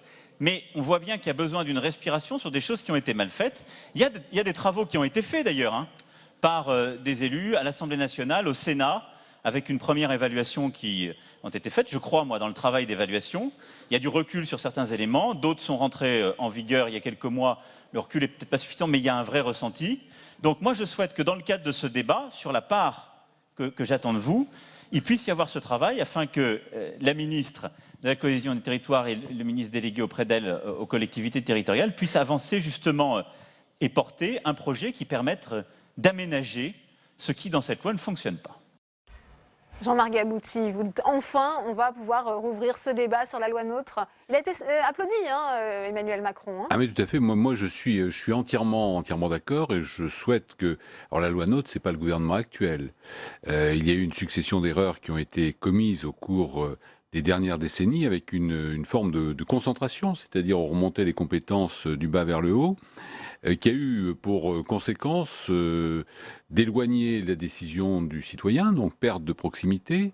Parfois, sous prétexte de mutualisation, on est arrivé à des coûts financiers de gestion, je pense aux aires d'accueil des gens du voyage et un certain nombre d'autres compétences, des coûts de gestion beaucoup plus importants lorsqu'on le faisait de manière centralisée que de manière décentralisée. Donc moi je souhaite, et je compte sur le président de la République, puisqu'il avait dit qu'il était partisan dans sa campagne électorale, et je l'ai soutenu, d'une gestion différenciée des territoires, ce qui était une réflexion générale très bonne. Sauf que lorsqu'on a voulu assouplir avec le Sénat la loi sur l'eau et l'assainissement, qui était un premier pas, mais c'est resté un petit pas, alors que sur le sujet, le Sénat avait une position quasiment unanime en disant il faut aller plus loin dans cet assouplissement, qui était simplement donner un espace de liberté. Donc je pense qu'effectivement le président a de bonnes idées générales, que là il est confronté avec les collectivités territoriales à un exercice pratique, et je pense qu'on peut retrouver le sens de la compréhension et du dialogue pour améliorer. Pas de bing-bang territorial, parce qu'on ne va pas tout redémolir, parce qu'il y a un besoin de stabilité, mais donner de la souplesse, donner de l'intelligence et rechercher en même temps des économies, ce qui est tout à fait possible. Samia Ghali, main tendue justement aux élus locaux en remettant sur la table cette loi NOTRe. Je suis ravie puisque j'ai voté contre la loi NOTRe qui était présentée d'ailleurs par mon propre parti. Je considère parce qu'elle était injuste, parce qu'elle n'apportait pas toutes les réponses, mais en même temps, aujourd'hui, on a fait les choses, des choses se sont mises en place, il y a eu un travail qui a été fait. Et là, de ce que j'entends, de ce que dit le président de la République, il y a une chose qui m'inquiète. Hein, c'est qu'on est à 1 an, c'est-à-dire qu'on est à peu près à 1 an, des élections municipales. Ça veut dire que si on commence à rentrer dans un débat, minime soit-il, c'est ce qu'il a dit, on ne va pas rentrer dans une longue discussion. Mais ça voudrait dire quoi? Ça fait maintenant des mois qu'on entend dire on recule les élections municipales. Après on vous dit non. Après on vous dit oui. On passe notre temps à jouer à la balle de ping-pong. Alors qu'il faudrait que maintenant on sache exactement ce qu'on doit faire. Si on doit prendre le temps et le recul pour se dire est-ce que finalement ce qui a été mis en place est une bonne chose, et peut-être je regrette qu'on n'ait pas fait cet état des lieux avant, parce qu'on est là déjà limité dans le temps, parce qu'il y a des règles en France qui fait que il y a un timing qui fera qu'on pourra ou on ne pourra pas faire les choses. Et moi, ce que je crains là-dedans, et moi je peux comprendre, parce qu'en disant ça, il est clair qu'il ne pouvait qu'attendre des applaudissements. Ça, c'est... faut être dupe pour ne pas le voir. Mais il faut faire attention à ne pas tomber dans le travers du charmeur de serpent. Voilà, parce que des fois, on peut quand même être piqué sans s'en apercevoir. Parce que si on croit qu'il suffit de se faire applaudir et finalement dire qu'on a répondu aux attentes, je dis non. Aujourd'hui, il y a les maires qui attendent des vraies réponses sur la loi NOTRe. Parce que c'est vrai que ce que vous dites sur le fait que la proximité, notamment en question de voirie, vous êtes obligé de passer à la métropole et le temps de trouver la personne, que ça se fasse, on perd du temps, de l'argent, parce que c'est aussi de l'argent, il ne faut pas croire, et que c'est une vraie question. Et moi, je suis pour la proximité, parce que je considère que les gens ont besoin, c'est ce qu'ils nous ont dit d'ailleurs les Gilets jaunes, c'est aussi plus on éloigne le citoyen de l'élu et je dirais du noyau de décision, et malheureusement, et plus il se sent encore plus éloigné. Sophie Primas, sur cette question de la loi NOTRe, il y a beaucoup de thèmes à aborder. De la démocratie. Oui, ça c'est une annonce, pareil, vous la saluez, c'était attendu, on le disait, de la part des élus locaux, revenir sur la loi NOTRe. Là il s'adresse à des élus locaux. Les élus locaux sont nos interlocuteurs. Ici, tous les quatre, nos interlocuteurs, nos électeurs même sont les élus locaux. Donc nous, on les connaît bien, tous, ici, on connaît bien notre territoire, on connaît bien ses revendications. C'est dommage qu'il ait fallu les Gilets jaunes pour que le président de la République, averti souvent par le président du Sénat, par un certain nombre de députés de quelques groupes que ce soit, aujourd'hui attendent ça. Alors oui, il y a urgence, mais j'allais dire, il y a des trucs prêts au Sénat. Il y a des lois, des propositions de loi de Mathieu Darnaud, d'un certain nombre de sénateurs qui sont là, qui sont prêtes à être qui peuvent être amendées, qui parfois peuvent ça être marche. modifiées. Parfois ça marche. Sur les communes nouvelles, le gouvernement a donné un avis sur les communes nouvelles, favorable ça a à fonctionné. 10 amendements sur 19. Mais il faut qu'ils nous fassent confiance aussi un peu à nous. Parce que nous, on est des interlocuteurs aussi de territoire, on connaît bien nos territoires dans leur diversité, parce que ça ne se passe pas pareil à Marseille ou dans la région parisienne. On attendait une loi sur laquelle il s'était interrogé, par exemple, en ce qui me concerne, sur la réorganisation de l'Île-de-France, de la métropole de Paris, etc. On sait que c'est fini, le mandat se terminera sans qu'il n'y ait pas de... Est-ce qu'on n'est pas en train d'assister à un changement, peut-être justement, d'état d'esprit, une prise de conscience, changement de paradigme de la part de l'exécutif? Vous disiez, il n'écoute pas le Sénat, il y a quand même, par exemple, la loi anti-casseurs, là peut-être plus d'écoute de la part des élus locaux. Je l'appelle de mes voeux. Franchement, parce que ce qui est important pour nous, c'est de remettre la France au travail, de la remettre à l'endroit et de poursuivre et de faire les réformes. Faire attention sur la question de la non-note, parce que par exemple, je prends pour les Bouches-du-Rhône, la question notamment de la fusion métropole-département, quid de tout ça, parce qu'on a vu, nous, le préfet, bon, parce que là, on découvre rien quand même. Nous, on a été auditionnés, je veux dire, d'une certaine façon, par le préfet de région sur ces questions-là, à plusieurs, individuellement. C'est quoi tout ce travail qu'on a fait? Est-ce que c'est maintenant tout ça est reparti, on met tout ça, on jette tout ça à la poubelle et on recommence? Moi, je me pose de vraies questions aujourd'hui. Ça va être là la difficulté, pardon, Frédéric Marchand, notamment de ce grand débat, puisqu'on voit toutes ces revendications, tous les thèmes qui vont être posés sur la table, même si on sait qu'il y a 4 grands thèmes définis. On sait bien que les Français vont essayer de faire passer une multitude de mesures. Quelle traduction législative? Il y aura forcément aussi beaucoup d'attentes, beaucoup de déceptions, c'est le risque. Beaucoup d'attentes, certainement, beaucoup de contributions. Il y a déjà des contributions qui remontent et l'Assemblée des maires ruraux, on a fait remonter, moi j'ai eu connaissance de celles qui étaient remontées dans le département du Nord, et comme vous le dites fort justement, beaucoup de sujets qui impactent la vie quotidienne de nos concitoyens, de la justice fiscale à la justice sociale, en passant par les considérations écologiques, en passant aussi par les questions de transport. Et donc finalement, là aussi, à l'issue de ce grand débat, je pense que nous allons avoir sur la table tout un tas de sujets qui vont pouvoir trouver des traductions concrètes par des textes de loi, des traductions concrètes par d'autres mécanismes que le temps décidera, et donc nous verrons bien ce qu'il ressortira. Mais au final, ce qui importe, je crois, et on le voit aujourd'hui, j'ai l'impression que les choses démarrent aujourd'hui, véritablement, avec ce qui s'est passé, et cette grande concertation qui est organisée, ces explications qui sont données, cette interaction qui existe, et que, eh bien, on a eu les cahiers de doléances, et qu'on va maintenant passer à une deuxième étape qui va consister à l'organisation sur tout le territoire, selon des formes, ça a été rappelé par le président, très très diverses, avec une implication qui sera celle des maires s'ils le souhaitent ou pas, mais vraiment qu'on puisse avoir une implication citoyenne et vraiment des propositions qui puissent remonter. Alors avant de continuer les réactions, pardon, Jean-Marc Gabouty, priorité au direct, on retourne justement dans ce gymnase de Grande Bourteroute, puisque Emmanuel Macron continue de répondre aux questions des élus locaux présents. On l'écoute. Dans les prochaines semaines, justement, vise à répondre à cela. Alors, pour répondre aux problèmes de mobilité, il y a d'abord les investissements que font les communes, mais surtout les départements, les régions et les intercos sur le terrain. Les grandes infrastructures, l'État les porte, et on a commencé à décliner et à présenter ce qui a été discuté pendant 1 an dans le Conseil d'orientation des infrastructures, qui sont là les plus grosses infrastructures, c'est-à-dire le chemin de fer, les autoroutes, ce qui est porté plutôt par l'État. Et ensuite, il y a la possibilité de faire des libertés qui sont données.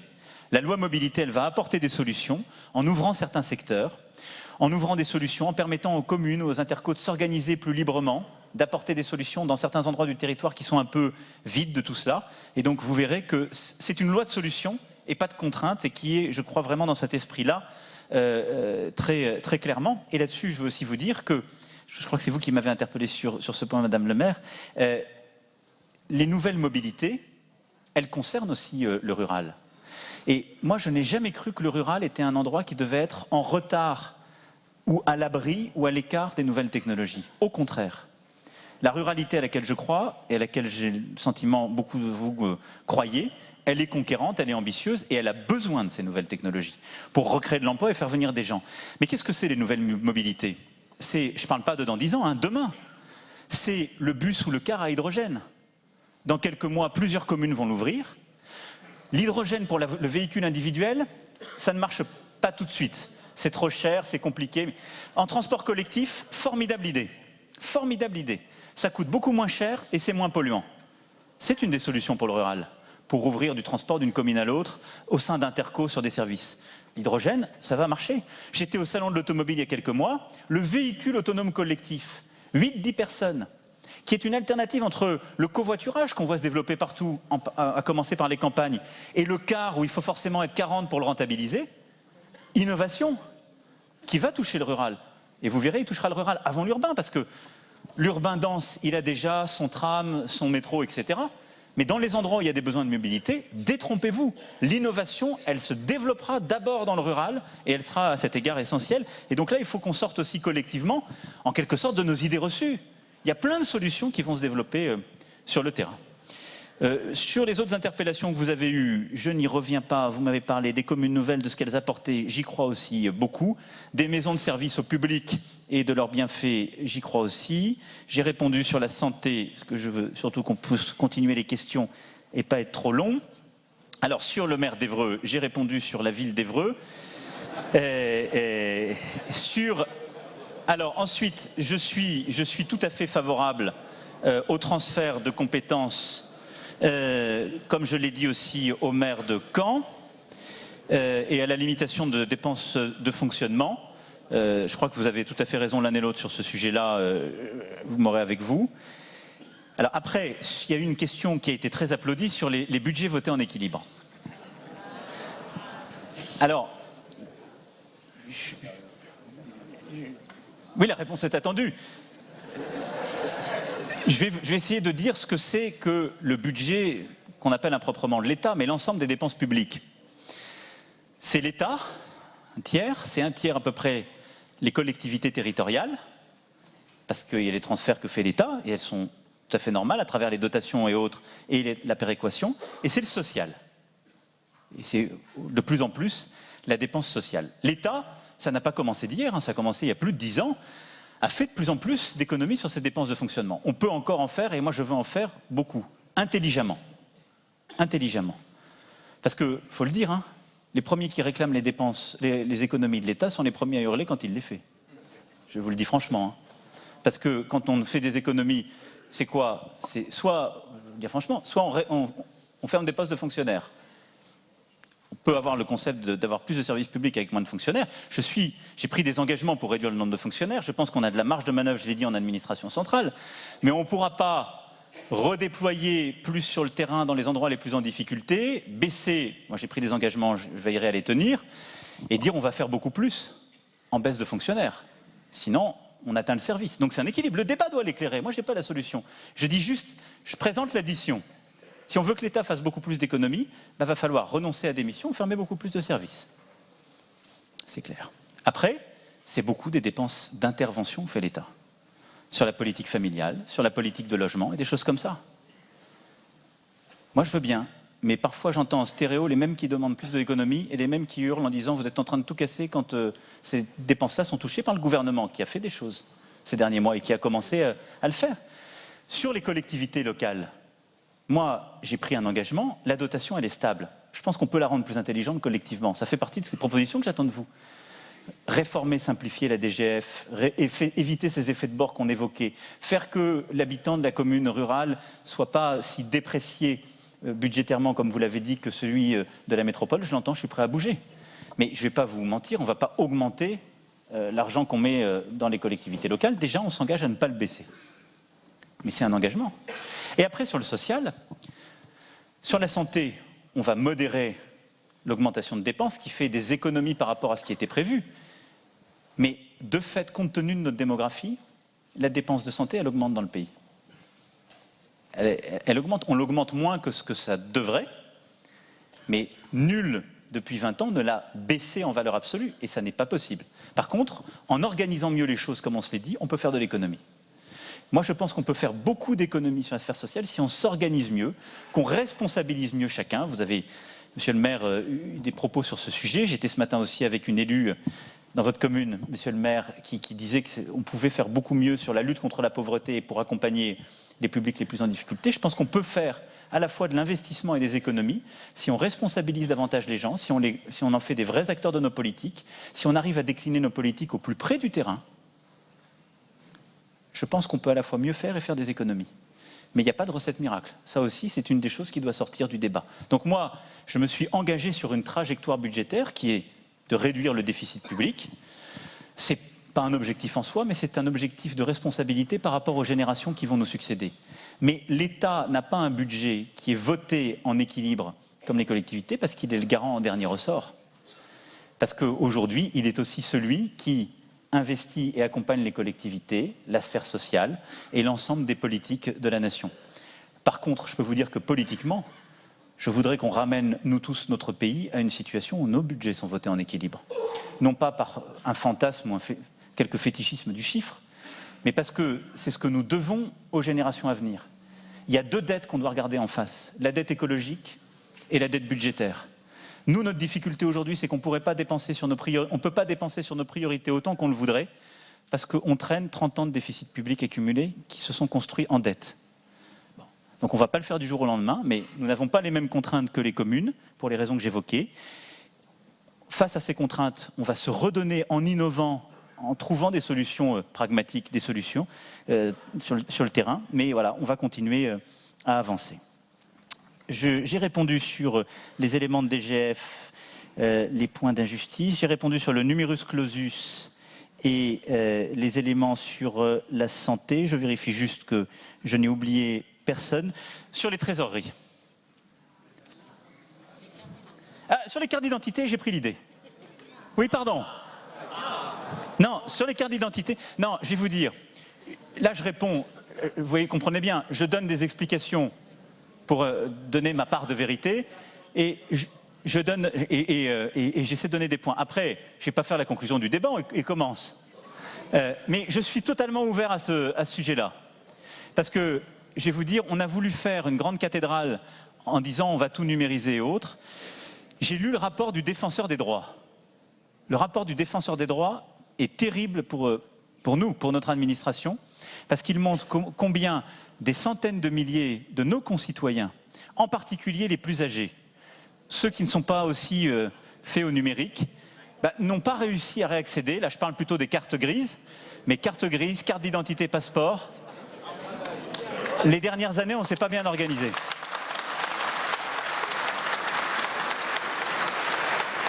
C'est le boulot, donc.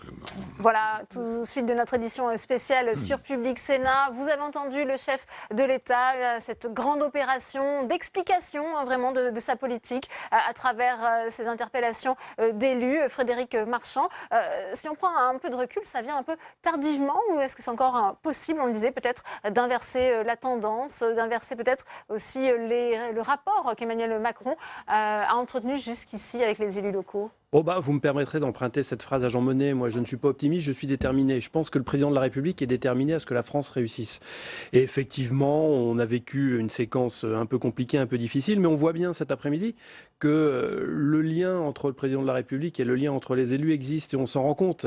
Sénateur de la République En Marche, il m'arrive régulièrement de rencontrer les élus de mon territoire, et je peux vous dire que les choses se passent de la manière la plus pacifiée possible, avec des maires, des conseils municipaux qui sont effectivement en attente de réforme, puisque notre pays a besoin de réformes, qui parfois ont des incompréhensions sur telle ou telle mesure, mais je crois qu'il y a nécessité d'expliquer encore, d'expliquer toujours, et d'écouter aussi. J'entendais effectivement cette rengaine qui ressort régulièrement sur le fait que le président de la République aurait méprisé les élus, mais il a rappelé cet après-midi effectivement qu'il était l'un des rares présidents de la République qui recevait des élus à l'Élysée dans le cadre du Congrès des maires, qu'il avait fait l'ouverture du Congrès, il s'est engagé à la faire l'année prochaine, et je pense que... Cette proximité, cette pédagogie, si elle était intervenue plus tôt, ça aurait peut-être permis d'éviter la crise des Gilets jaunes? Je ne suis pas persuadé, parce que cette crise, elle vient de loin. Là aussi, il ne faut pas croire que la crise date de l'arrivée d'Emmanuel Macron à la présidence de la République. Ça a été dit, ça a été répété par de nombreux observateurs, par de nombreux commentateurs, et je pense justement que cette séquence, là aussi, pour paraphraser ce qu'a dit le président de la République, c'est peut-être une chance pour le pays. Une chance pour le pays de rebondir, une chance pour le pays de se retrouver. Sophie Primas, Oui. ça sera effectué. Alors peut-être Jean-Marc Gabotti, allez-y. Oui, non, mais cette crise n'est pas, je dirais, n'est pas uniquement nationale. On retrouve des similitudes dans d'autres pays parce que nos sociétés sont confrontées à deux éléments, qui est la mondialisation accélérée qu'on a du mal à maîtriser et à laquelle on a du mal à s'adapter, plus une crise territoriale avec la métropolisation qu'on doit dompter, qu'on doit même peut-être un peu freiner. Donc les deux conjoints débouchent sur une crise à la fois sociale et territoriale. Alors le président de la République commence par le volet territorial et en s'appuyant sur les maires, moi je ne peux que m'en féliciter. Mais on n'a pas le choix, il faut qu'on trouve une solution et la solution ne passe que par le dialogue et la concertation avec ceux qui sont au plus près du terrain. Donc c'est une bonne orientation, j'espère qu'elle sera concluante à la fin du grand débat. Samia Ghali, c'est vrai que les élus locaux, on les a entendus, ils sont d'accord sur le principe, ils veulent bien faciliter l'organisation de ce débat. En revanche, pas question de porter la responsabilité en cas d'un échec. Mais c'est normal. D'abord, moi je suis, comme je l'ai dit, heureuse de voir que le président de la République parle aux élus et aux maires, qui sont quand même les premiers paravents de ce qui se passe en France et c'est les premiers qui sont au contact des Français. Pour autant, je regrette que cet exercice aurait pu se faire plus tôt. Je pense d'ailleurs qu'il y prend plaisir et je dirais presque qu'il est comme un poisson dans l'eau, donc cet exercice-là. Donc même pour lui, à la limite. Mais je veux dire, mais même pour lui, je pense que ça aurait pu lui être bénéfique, parce que ce qu'il est en train de dire là, c'est tout simplement ce que les maires ou les Français disent depuis très longtemps. Donc, et plutôt que de s'appuyer sur certains parlementaires, excusez-moi, de La République En Marche, qui quand même ont pris de haut tout le monde. Je dis certains. Voilà, qui ont pris aussi avec beaucoup de mépris. Non, je ne parle pas du tout. Non, mais je le dis aussi. C'est-à-dire que ce sentiment de mépris, il n'était pas que de se dire, le président de la République, il n'a pas eu de la bonne phrase ou il a eu le mauvais mot, mauvais moment, mais c'était tout le monde. Et je dirais presque les élèves qui suivaient le maître. Donc, à un moment, peut-être qu'on arrive maintenant dans une normalité de discussion. Tant mieux, parce que c'est nécessaire. Et je vais vous dire mieux que ça, mais après, il faut faire attention. Parce que là, moi je vous dis sincèrement, quand je regarde l'image comme ça, elle est en même temps choquante, mais pas de la part du président de la République, c'est l'image en soi. C'est que les gilets jaunes ou les Français, c'est pas ça qu'ils veulent. Hein. Faisons attention. C'est ce que j'allais dire. C'est pas ça que veulent les Français. Hein. Faites attention de ne pas parler d'élus entre élus. Parce que c'est quand même confortable. Là, il a affaire à des gens qui connaissent la politique, qui sont quand même, qui ont l'habitude de l'exercice, qui sont de manière respectueux du président de la République, quoi qu'il en soit, parce qu'ils sont respectueux des valeurs de la République, et tant mieux. Les gilets jaunes ou certains gilets jaunes, ce sera encore autre chose. Donc, faisons attention aussi de ne pas considérer que le président de la République ne parlerait qu'à des élus et qui finalement les Français ceux-là on leur parle pas ou on les regarde pas.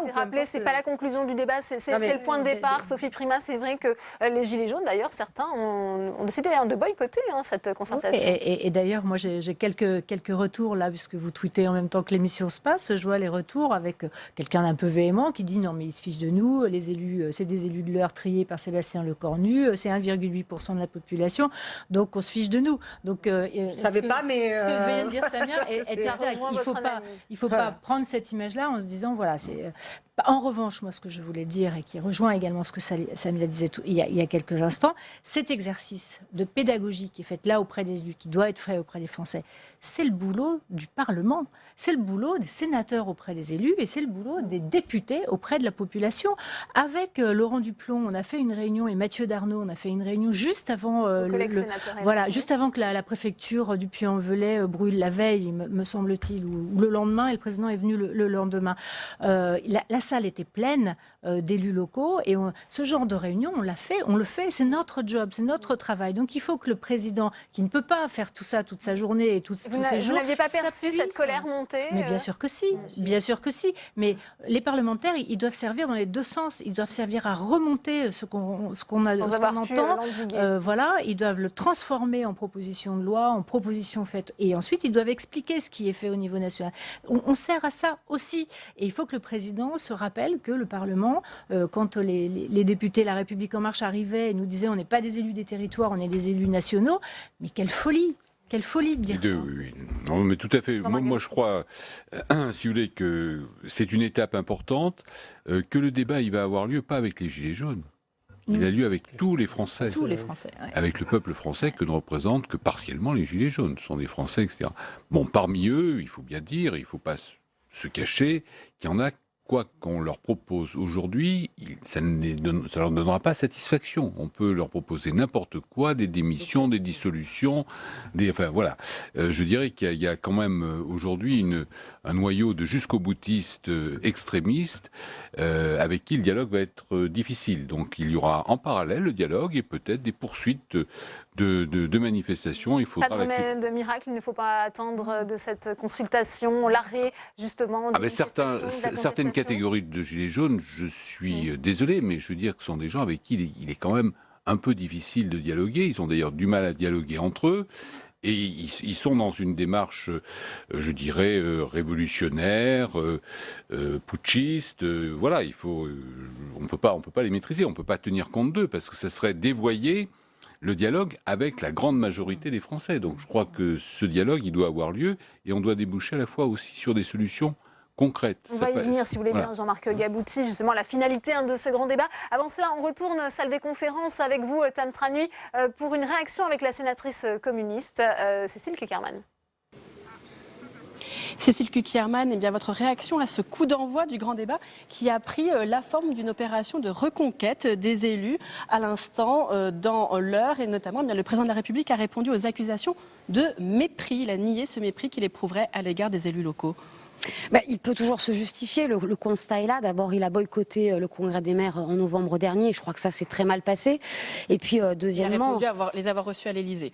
Il les a peut-être reçus à l'Élysée, mais d'abord, c'était que certains, sur invitation, et donc il n'est pas venu parler aux maires de France. Et quand on est président de la République, on ne convoque pas les maires à l'Élysée comme un roi en son temps, mais c'est le président qui doit venir parler devant les maires.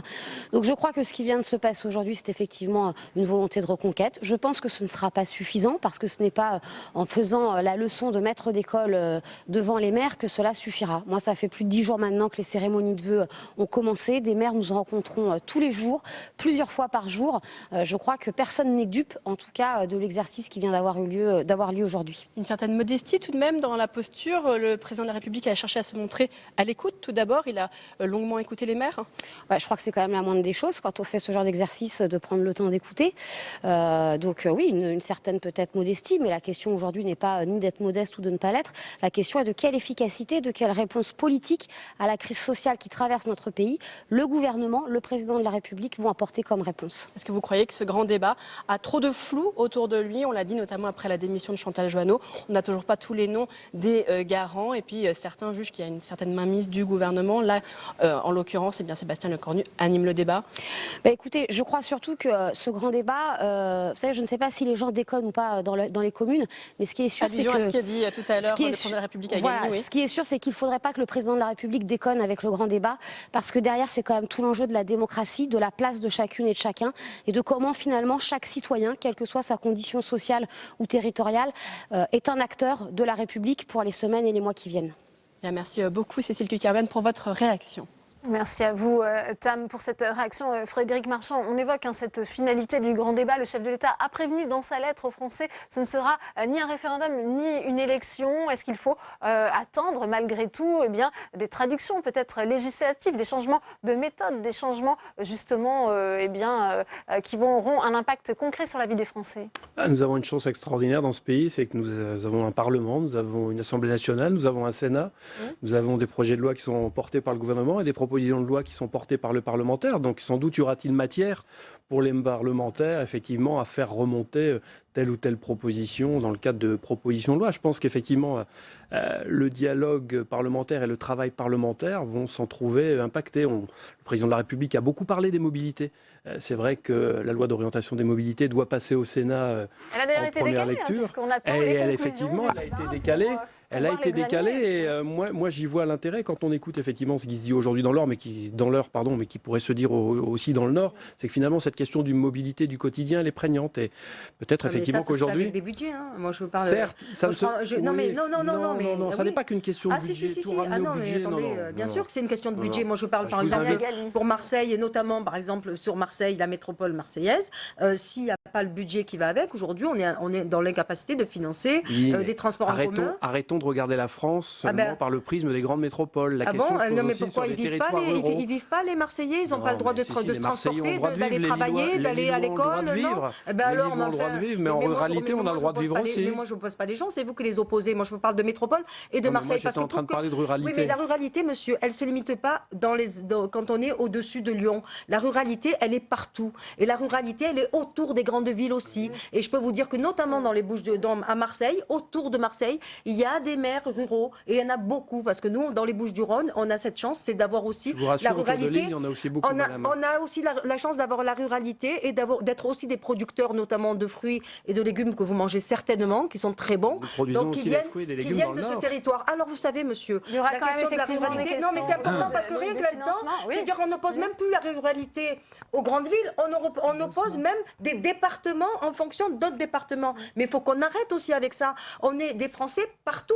Là où nous sommes, on ne peut pas dire la question de la mobilité, effectivement, se pose sur l'ensemble du territoire. Regardez les résultats. Et sur la finalité du débat. Monsieur, vous viendrez chez moi, je vous enverrai personnellement des cahiers de doléances sur Marseille et vous verrez que vous aurez certainement beaucoup plus. L'invitation est lancée et acceptée. Il y a des sujets qui intéressent tous les Français, qu'ils soient en milieu rural ou en milieu urbain. C'est des problèmes de justice fiscale et de pouvoir d'achat, même si en termes de transport, on a bien vu d'ailleurs que la mobilisation des petites villes et des milieux ruraux était plus importante que, je dirais, les milieux proprement urbains en termes de gilets jaunes. C'est-à-dire que dans la première couronne parisienne, il n'y a pas beaucoup de densité de gilets jaunes. Ouais. Quand on va dans l'Indre, dans le Gers, dans le Nord... Même dans les commence à s'y mettre dans les gilets jaunes. Je suis tout à fait d'accord. Je vous le dis, parce que si c'est ce qu'on demande et c'est ce qu'on attend... C'est un constat. Faisons attention. Justement. Je dirais, c'est un constat, parce qu'il y a l'aspect, effectivement, éloignement. Il y a eu l'histoire du 80 à l'heure, qui a été très mal perçue sur un plan psychologique.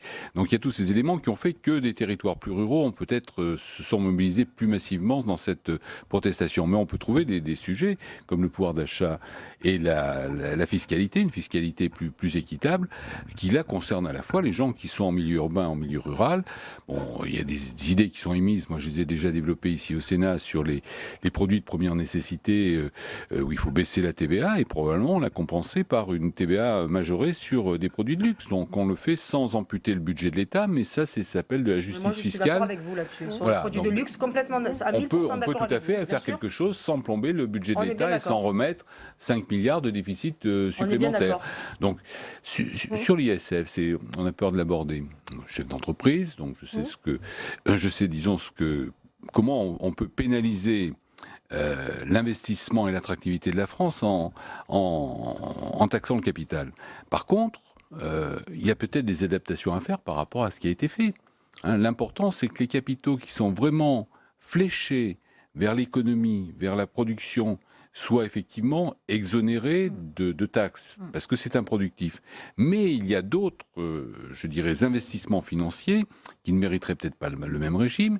Il y a d'autres choses, je pense aux œuvres d'art par exemple, qui ont été exonérées, etc. Et tout. Il faut revenir là-dessus. Faites office aussi de deux symboles auprès de nombreux Français. Sophie Primas, et on retournera à la salle des conférences pour une réaction. Allez-y. Oui, non, je pense que la problématique de tout ce grand débat, ça va être comment est-ce qu'on va effectivement traduire ce grand débat. Alors évidemment, il y aura des contents, il y aura des mécontents, puisqu'on ne pourra pas répondre à des injonctions des cahiers de doléances ou des grands débats qui seront souvent contradictoires. Moi, je suis très sensible à une chose. J'espère que ce grand débat va fonctionner, je le dis, et qu'il va permettre à tous les Français de s'exprimer. Mon inquiétude, c'est ça. Est-ce que c'est tous les Français qui vont s'inquiéter ou c'est juste une partie des Français qui vont s'inquiéter? Et comment on valide que les synthèses qui seront faites, comment on valide que tout ça est bien le reflet de la pensée de l'ensemble de la population française et non pas d'une partie agissante de la population française? Ça, c'est vraiment un point sur lequel ceux qui vont animer ce débat devront être extrêmement vigilants. Ouais, et vous souhaitez qu'un grand nombre de Français y participent, justement, pour légitimer. Plus il y aura de Français qui participeront, plus la chance d'avoir à peu près tout le monde sera légitime. Moi, je vois autour de moi, je discute évidemment, comme tout le monde, pendant les cérémonies de vœux avec les uns et les autres dans leurs grades et qualités différentes, fonctions différentes, missions différentes, niveau social ou âge différent. Je vois une grande partie de la population qui n'a pas envie d'être assimilée, en fait, à ces gilets jaunes et qui, du coup, n'ont pas envie de participer à ce débat. Donc c'est ça, moi, qui me rend un tout petit peu inquiète sur la représentation des Français qui étaient d'accord avec les Gilets jaunes, hein, faut pas l'oublier. Au début. Oui, mais si le soutien est en train de s'étirer. Eh bien, merci. D'accord avec la protestation, c'était un peu par procuration. Oui, mais par procuration, mais ça veut dire aussi qu'ils sentent bien aussi qu'il y a un réel malaise, il ne faut pas l'oublier. C'est pas parce qu'aujourd'hui le pourcentage diminue que pour autant la contestation ou que leur revendication ou leur mal-être des Français aujourd'hui a été dissipé. À participer à un débat, à écrire et on le voit à l'échelle. Eh bien, merci à vous, merci Samia Ghali, merci Jean-Marc Gabouty, merci à vous Sophie Primas, merci Frédéric Marchand d'être venu sur ce plateau. On va d'ailleurs continuer les réactions au Sénat avec vous, Tam Tranier, avec le sénateur socialiste Yannick Vaugrenard. Oui, Yannick Vaugrenard, nous allons parler du déplacement d'Emmanuel Macron dans l'Eure, qui a d'abord été marqué par une petite phrase sur ceux qui sont en situation de pauvreté.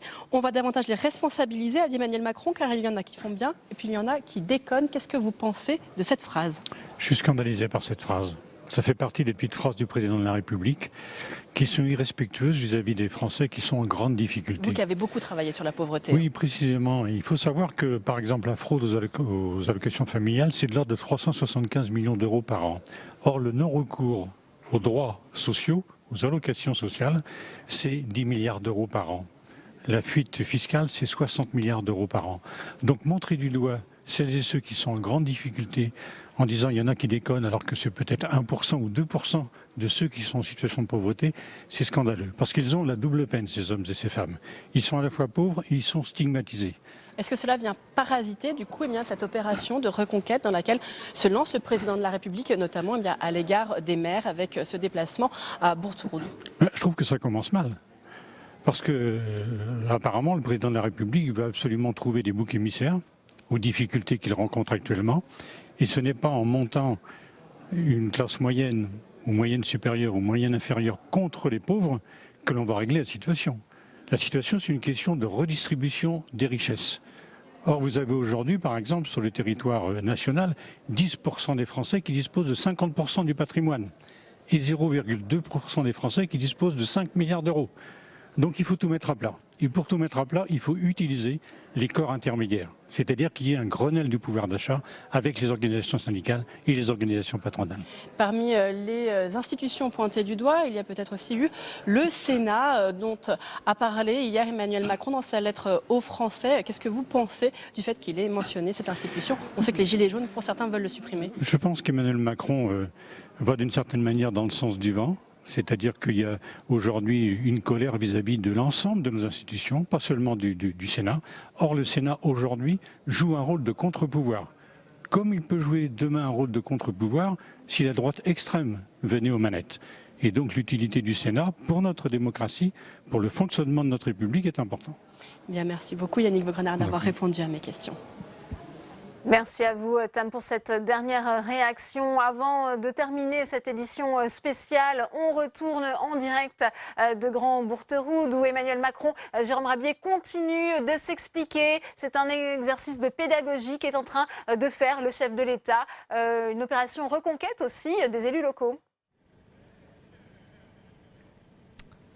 Oui Delphine, cela fait désormais presque 3 heures qu'Emmanuel Macron est dans ce gymnase derrière moi face à 600 maires normands dans une salle configurée comme un ring de boxe.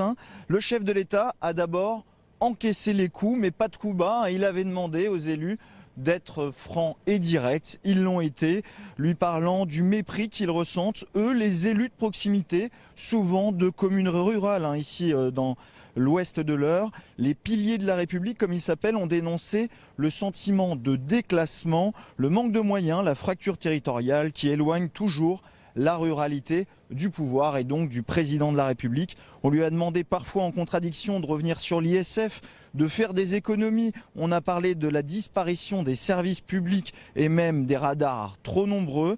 Pendant 1h30, Emmanuel Macron a écouté, puis reprenant des airs de sa campagne électorale, il s'est placé au centre de la salle, au centre du ring, et il s'est voulu combatif, esquivant parfois aussi certaines questions.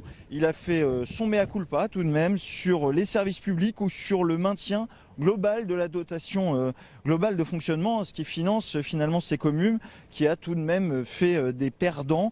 Et il a déjà repris des propositions de maire. Il a dit aux élus être prêts à revenir sur la loi NOTRe qui répartit les compétences entre les différents échelons administratifs, s'assurant des vivas dans la foule, puisque les maires s'estimaient les grands perdants de cette réforme. Il a aussi dit être ouvert sur la décentralisation, mais il lui préfère la déconcentration pour avoir des fonctionnaires dans les territoires. Enfin, sur 2 sujets majeurs, l'ISF et les 80 km/h, Emmanuel Macron l'a dit, il est prêt à revenir dessus. Sur la première, si elle ne montre pas ses effets, sur l'ISF, et enfin sur les 80 km/h, il s'est dit à l'écoute des départements et a appelé à du pragmatisme. Une réponse de Normand, diront certains, mais pour une première journée de débat national, d'autres se réjouiront de ces premières avancées. Merci beaucoup Jérôme Rabier pour cette analyse. C'est la fin de cette édition spéciale. Merci à vous de l'avoir suivi. Demain, une autre édition spéciale à 16h30 en direct sur Public Sénat avec la reprise des travaux de la commission d'enquête sénatoriale sur l'affaire Benalla. Ce sont les ministres de l'Intérieur Christophe Castaner et ministre des Affaires étrangères Jean-Yves Le Drian qui seront auditionnés. Des auditions à suivre en direct sur notre antenne. Très bonne soirée à tous.